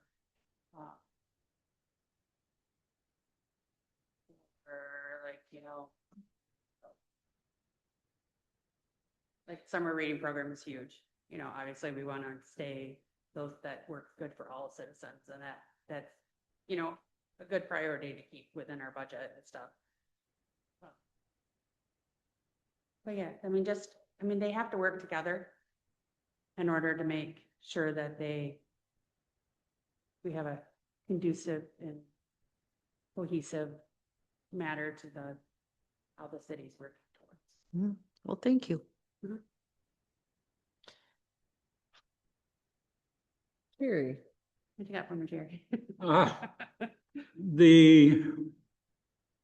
Just to show that not all of us are perfect on the council. I believe I read my questions out of order, didn't I? No. Okay, I wanted to make sure, because I was thinking I'd already asked that one, but We gotcha. You did 3 other times. This is the next one. I'm listening, If there was. I'm listening so much to the answers, I Yeah. lost track of my sheet. Okay, If okay, there was a city policy, okay, that's yours. okay.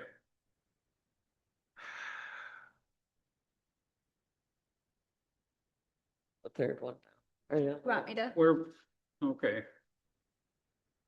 Did I do the one with the city council member? This one? That's That's why I wasn't looking right. Yeah. There we go, there we go. Here. I You didn't, have I didn't flip the paper page. yet. I think, man, I did that one, so, okay. You were It wasn't right. wrong. See, but Wasn't- I'm listening to everything you say and it's not bothering to flip pages, and I apologize for this, okay? That's okay. if there was a city policy that you didn't agree with, how would you handle the situation? I would make sure I have my facts together, why I don't agree with it. And I would have a plan on what to do, a way we could correct it. Or make it better. And, you know, I'd do all that, and then I'd ask questions, and I would make sure that I'd understand why it's that way to begin with. And then I would research as to if this is a way that it should continue. Have we had issues with it in the past? I mean, because not everybody's going to agree with every policy that we have. I mean, that's a given. But being able to have a open conversation about it and understanding other perspectives on it and understanding, you know, why it was set in place to begin with. I mean, because if there's a policy, there's a story behind the policy.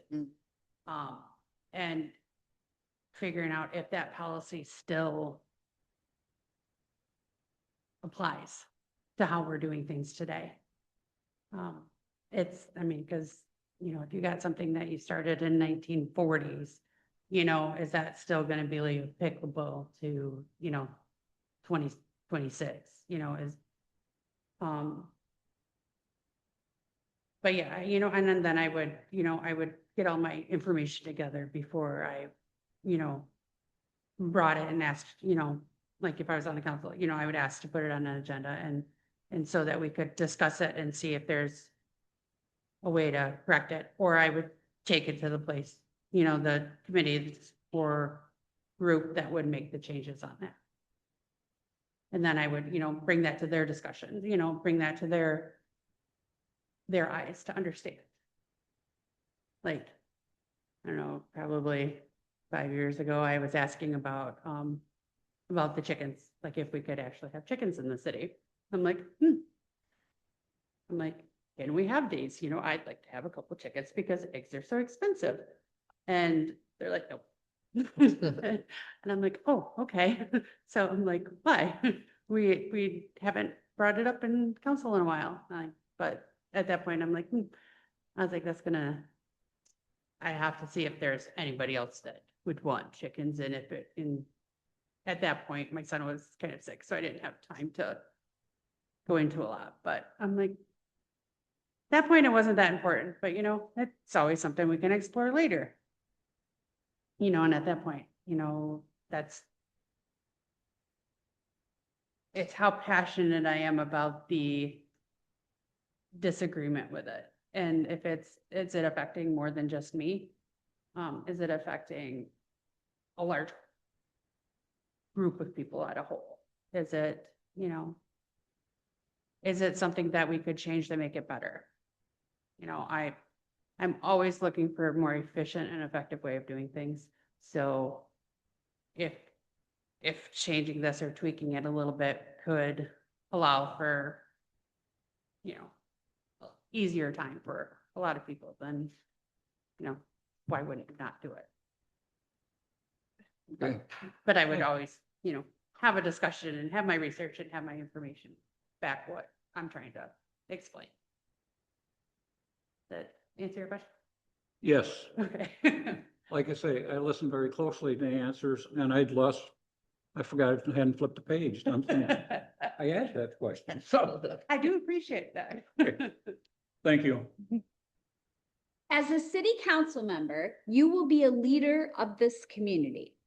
What do you think are the most important qualities of this kind of leader?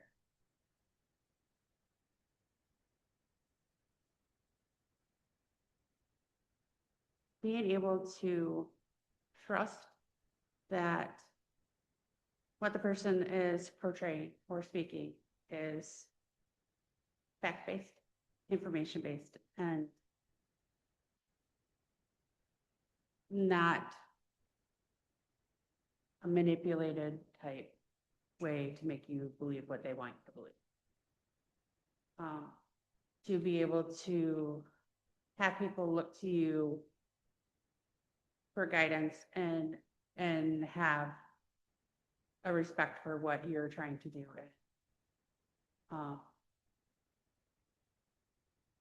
That your words are gonna mean something. And that if you say you're gonna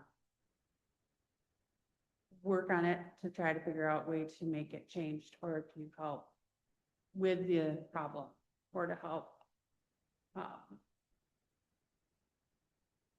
help them with their situation and what the issue is, and then find the problem and fix things. And, you know, that they could look to you to help solve the problem, you know, that you are their voice to the rest of the, you know, council. You are their voice to, you know, represent the city, represent what we believe in, what, you know, we need together as a group. And being a trustworthy person, being able to listen and hear what people are saying and create the change. And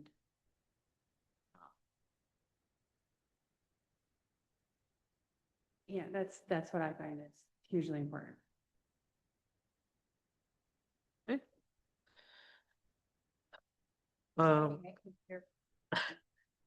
Cedar Springs is undergoing rapid development and growth.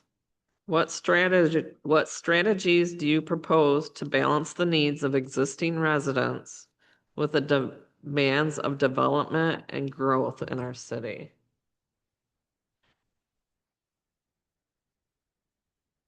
There's a lot of things going on and we are expanding a lot. And I find it amazing working, bringing all the new families that are coming to town. But we can't forget about the ones that are here already. We need to make sure that our infrastructure is sound for both the current residents, and that so whatever we expand to is able to still manage everybody in the manner, if not that we are currently receiving, or if not better. Making sure that our, you know, our roads are taken care of, making sure that, you know, we have the proper equipment and the proper tools to make sure that we can do those things that we need to have done. Working through life is all about having the proper tools, and if you don't have the proper tools to do what you need to do, including in a business or in the city, then it's not going to work. So we need to make sure that we're balancing out, you know, the tax revenues are going to what they need to go to.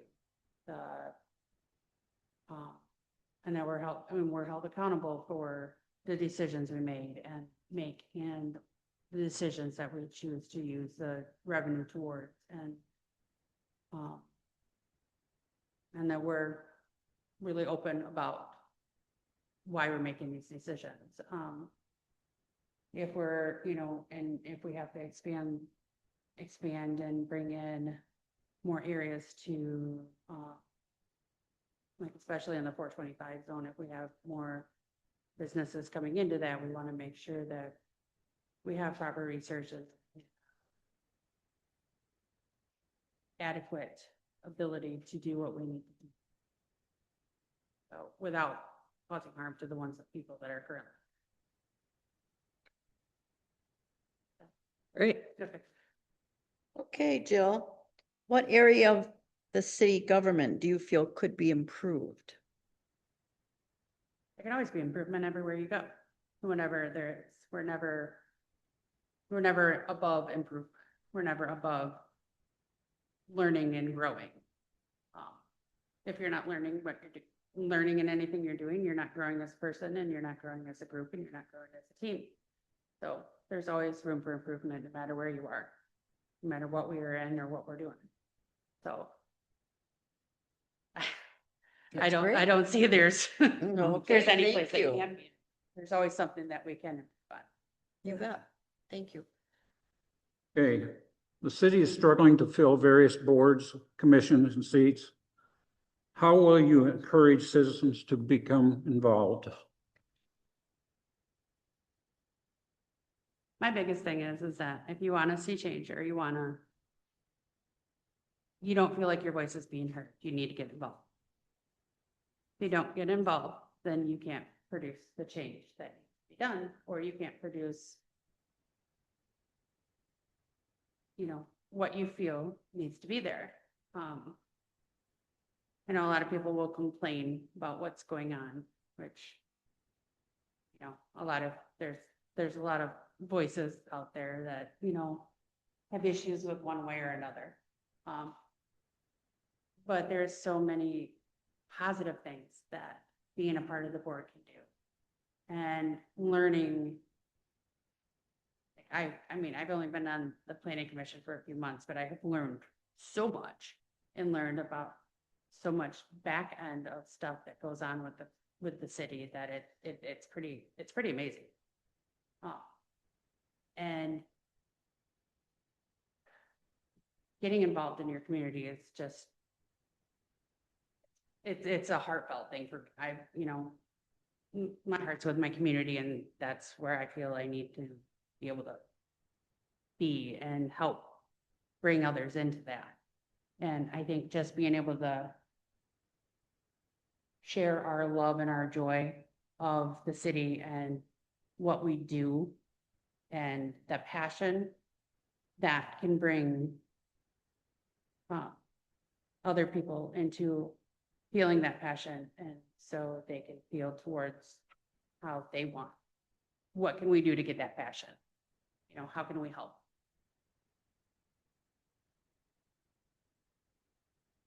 Thank you. Yep. Last question. Okay. What do you see as the biggest challenge facing the city of Cedar Springs? Keeping up with our growth.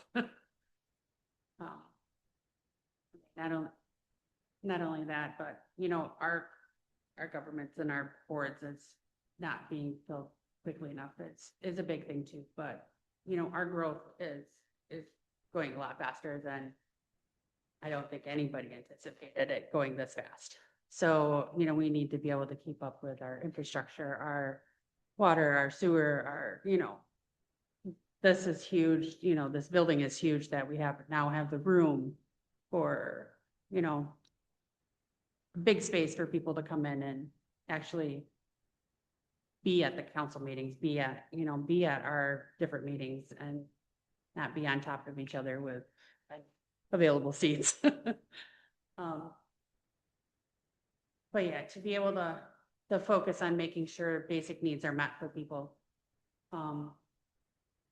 I'm very thankful that property values have stabilized, so they're not jumping as high as they have, but in the past. So, but yeah, I think trying to keep everything that we have within the city up with our growth that we have coming in is a big issue that we all have to. There's a lot of things that go into that, and I think that is a really big focus that we need to maintain.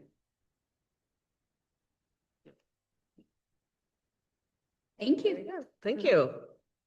Okay. All right. So I believe that, yeah. You want me to? You want me to put this back up there?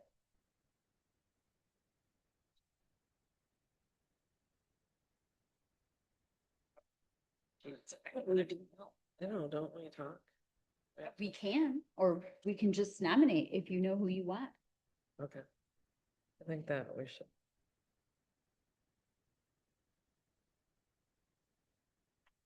We could talk about what we prioritize in making the Certain steps we're decision. supposed to take. We have to nominate, Yeah. We do. Why do I feel like we have? but to we say- can have a discussion, but there's not a required discussion. But, I believe we should go into a discussion okay, and sit down and come out with the two. we can't go into closed session. No. But if we make a motion, we can have a discussion. Yes. Yeah. But it was the go into the separate room part that I was. Yeah, no, we can't do that. That's not a thing.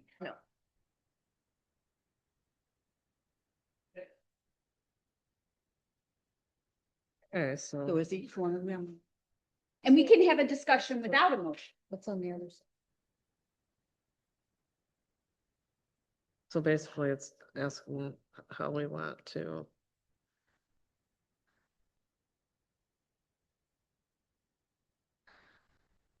Madam Mayor Pro Tem, can I open with a comment on part of how I am Yeah, that'd be going great. about my decision making? For me, the things that I looked at were experience. People that have experience with doing these kinds of jobs, who have worked for the city, who have been on boards, who have, that's huge. There's a certain amount of historical knowledge that can be very helpful. And you don't always have an option, Right. but we do. Mhm. So, for example, when Jerry Hall first ran for city council, the fact that he had been the DPW director for 28 years it gave us a little bit of Yeah, historical knowledge on how that worked. right. So that's the main thing I'm going to be using to make my choices.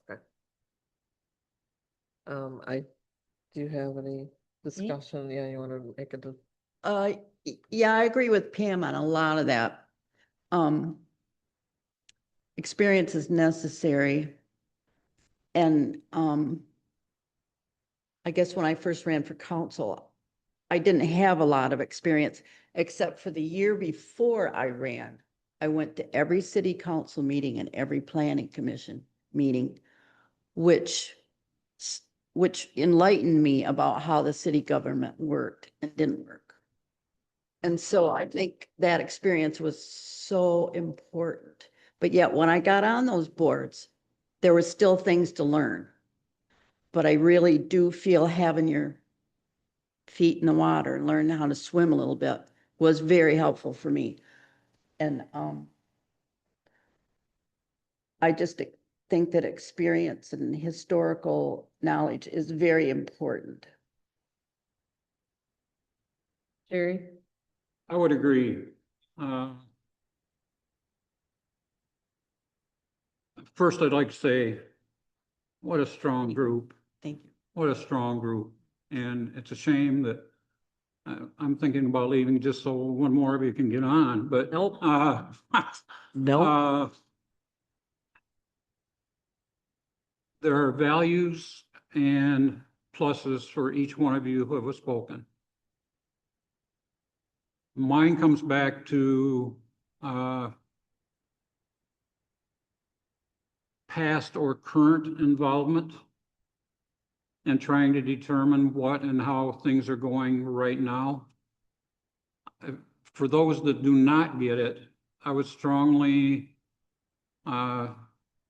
recommend, if there's another board or anything that opens up and there's a position, that you apply for it and come in and volunteer, whether it's planning commission, whether it's a ZBA, if it's elections or whatever. Come in and get involved with it to get the undertow on what's going on with the local government. It's a tough decision. You can run in the fall. This seat will be open. So, and that's what I'm going to have to base my decision on. So, I'm very proud of all of you for stepping up. This is not easy to do, to have to stand here and answer 16 questions or whatever it is. Yeah, and I remember that point when I started many years ago. It's not easy. That's why sometimes you have to look at the candidates that do have that understanding of the municipal governments. But it also, I didn't have a lot of that. So when you get into a position like this, there's a lot of things you do learn along the way. I mean, I'm learning every single time I sit down for a meeting. I don't usually do a meeting, run a meeting myself, so this is kind of a new thing for me as well, but I have a great team with me here. And we all work together very well, and we just want to have that, we need that balance, no matter who comes to sit here. We want to make sure that you have an open mind and you listen to each person and how they feel. But it is important to have that history.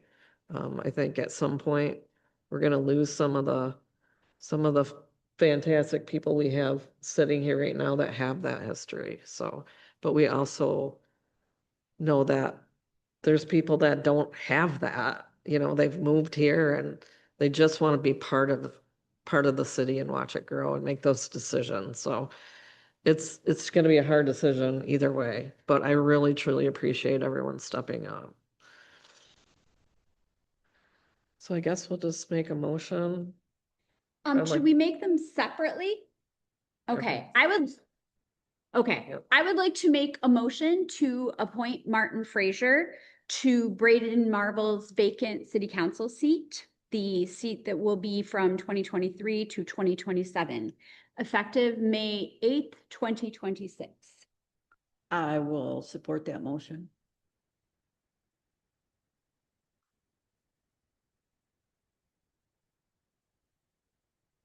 I agree. Well, Are we voting? No, Is that a vote? No, I mean, you made it. yeah. Okay, And so Rose that's the seconded it. point. Yeah, so we can have a discussion now. no Okay. discussion. That's the whole point. Yeah. You made it, the motion was made, it was seconded, and now the discussion. Yeah. Okay. Yeah. Got it. So- I didn't know if you were, No, Right. well, I'm that's- like, did I miss the roll call? No, it's just, No roll call yet. Yeah. So now the discussion is, yes. Marty, I always had a lot of respect for you. Every once in a while, we've locked horns. But you are, you are the bones of the city, and I'd be proud to serve with you. And so that's how I feel about it.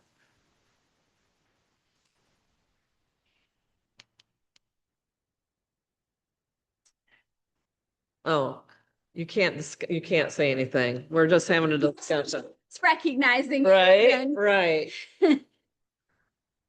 All right, and then, You have anything? Or you want me or? no, I think that we can move forward with this decision. I will just say then if we're having discussion that, and I'm the one that made the motion, that I feel that it's very useful, especially in a community as small as ours, to have had people that have 10, 20, 30 years experience with the growth of the city in a particular department to be able to come in and say, like, this is how this worked. And while he may not have in-depth knowledge of, say, the voting system, he has really deep knowledge of the fire department and the safety department and how we brought in the county sheriff and how that budgeting process works regarding the fire department and what the scope of the city is and things like the department needing to have more people, because that institutional knowledge is important. And I feel that you don't often get an opportunity to have someone with that level of it. So when we do, we should take it. Sure. I think we should do a roll call then. All right. All right, Mr. So Okay. Mr. Gross. I agree, yes. Okay. Mrs. Connolly. Yes. Mrs. Powell. Yes. Mrs. Reyes votes yes. Marty, we have a motion to approve Marty Frazier. to Braden Marvel's vacant city council seat of 2023 to 2027, effective May 8th of 2026. Thank you, Marty. Thank you. All right, we're gonna move to the next one here. I would like to make a motion to appoint Ron Howell to the position of Alice Rudy's vacant city council seat from 2024 to 2028, effective May 8th, 2026. I'd support that motion. All right, discuss. Any discussion on it? My only will be that Ron will have to leave the library board. Yes, that was my one concern as well. He's done an extraordinary job and I've really appreciated that. I hope you got somebody just as good to sit in, take your spot. I agree. I mean, it's just, it was the experience and so on forth, if there's a challenge at all. And I think he can handle it. Is the fact that he was a city manager at one point in time, to step out of that city manager mode and work with the city manager. And I think he's capable of doing that. Okay, I agree. all right, I think we can. do Well, a I roll. was just gonna say, again, my reason, Ron was the city manager when I moved here. Yeah. And I have worked with him through garden club, when I was on the school board, when I was on the library, he and I were on the library board together a very long time ago.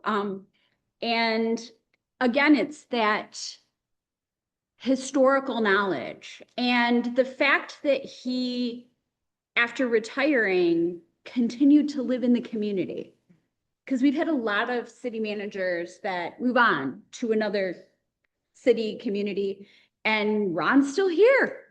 So to me, that was part of what was, we're back to that historical knowledge. Very good. All right, let's do a roll call then. Okay. All right, let's do, Mr. Gross, Yes. Mrs. Powell, Yes, Mrs. Conley, Yes, and Mrs. Ray's votes yes. I'd like to make the motion to appoint Ron Howell, Alice Rudy's vacant city council seat of 2024 to 2028, effective May 8th of 2026. I'll second. didn't we just do that? Uh, Yeah, I was gonna say, did we not just do What I that? thought. Yeah. thought you I said you- I made that. thought you were making the motion. motion. Nope, just letting it out there. So, If I may, yeah, the two other candidates, yes, the fact that you are involved, stay involved, yes. a lot of benefit to it. Like I said, this was a strong group. Mr. Pluckett, Yes. I like your stick-to-itiveness, okay? Mhm. I would recommend that you try to get if there's a position for the planning commission, Yes. the zoning board of appeals, yeah, anything to deal with us, please take that opportunity. Yes, we Okay. need you. We need So, you. that was one of the questions we had. How do we fill these seats? Mhm. It's difficult to do it. Mhm. There's a lot of education and training that goes along with that. And I think it could be very beneficial to the board at a point in time. And there's always elections that come up, Yes. but we need you on planning commission. We really do. It's just, Jill's found out that planning commission is the backbone of the city for many, many projects. Please do it. Yeah, our planning commission does some heavy lifting.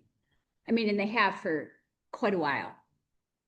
I was on the planning commission, you were on the pit, Yeah. So it's It's a great way to interesting get too. in there. It's different and it's You fun learn to see. all the aspects of the ordinances and so forth that are put into effect and what the board lives by and what what drives the city, Mhm. in all honesty. Yeah. So, All right, we can move on to action item B. Motion to approve the city manager to sign and authorize the MI Corp's volunteer stream cleanup grant contract between Michigan State University and the city of Cedar Springs. Rebecca? So I just wanted to give a little bit of background on this because it's not something you guys have seen. So this recently came up. We submitted a proposal. We weren't sure if we would get it. The project we had proposed is a joint effort between the city of Cedar Springs, the Community Building Development Team, the Cedar Springs Rotary, and Creative Technologies Academy. So I was notified last week while we were closed to the office that our project was funded. Okay, So- gosh. That's awesome.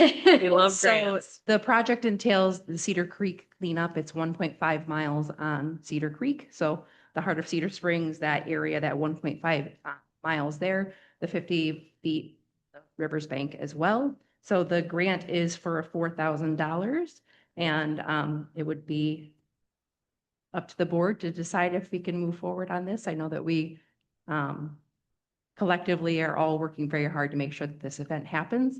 The event date is proposed for next Friday, May 15th, 9 a.m. to noon, meeting at the heart of Cedar Springs. So Great. this was a very quick turnaround for the grant and for us. So Wow. Madam Mayor Pro Tem, would you like a motion? Sure. I will make a motion to approve the city manager to sign and authorize the Michigan Corps Volunteer Stream Cleanup Grant Contract between Michigan State University and the city of Cedar Springs. Okay. Can we get a second on that? I'll second that. Any discussion? My only question was, CTA is involved, will the kids be able to get out of school for that? those, excuse me, those volunteers are already committed. The school has it set up so they can come down and help us. Okay, Great. I got grandson. Yes. Right. Yeah, everyone is welcome. This is open to the public. Anyone can join us. Yeah, And what's the time? Noon, or sorry, 9 a.m. to noon, 9 a.m. to noon on Friday, May 15th. May 15th. I'll use my big loud teacher voice. Okay. Pizza is going to be provided as well. as a Ooh, small token pizza. of oh, yeah. Well, appreciation for volunteers. oh, that's awesome. Okay, so I'm gonna do roll call for that. Sure. Mrs. Conley, Yes. Mr. Gross. Yes. Mrs. Powell. Yes. And Mrs. Rates votes yes, passes. Okay, council comments. Are there any additional council comments? Just, I want to encourage Jill, you're doing a great job on planning commission. Stick with it. Elections are always coming up. I can see that you are working yourself into being a fantastic city councilor. Just takes a little time sometimes. You too, Mr. Puckett. I hope to see you again. Okay, Good. I think I said that about 14 years ago. I'm still here. There you go. Yep. Jerry, anything? Good. I think I've spoken enough All right. and out of place at times. Okay. Good. Thank you to everybody for putting yourself out here. It's not easy. And thank you for taking that risk and for saying, hey, I'm here to serve. So again, we have other boards and commissions. Thank you for your service on Planning Commission. I know what a heavy lift that is.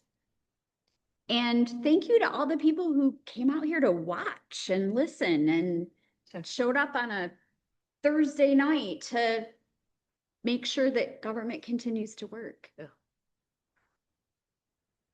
I know. It was a good night. It's exciting to have our first meeting here in City Hall, and we'll have many more to come. It's a beautiful place. Next week, Thursday, the 15th, 14th is the open house from 4 to 7. So we hope that we see lots of people come in and check out the new place. And I think that's about it. So I think we can adjourn at this time. Thank you.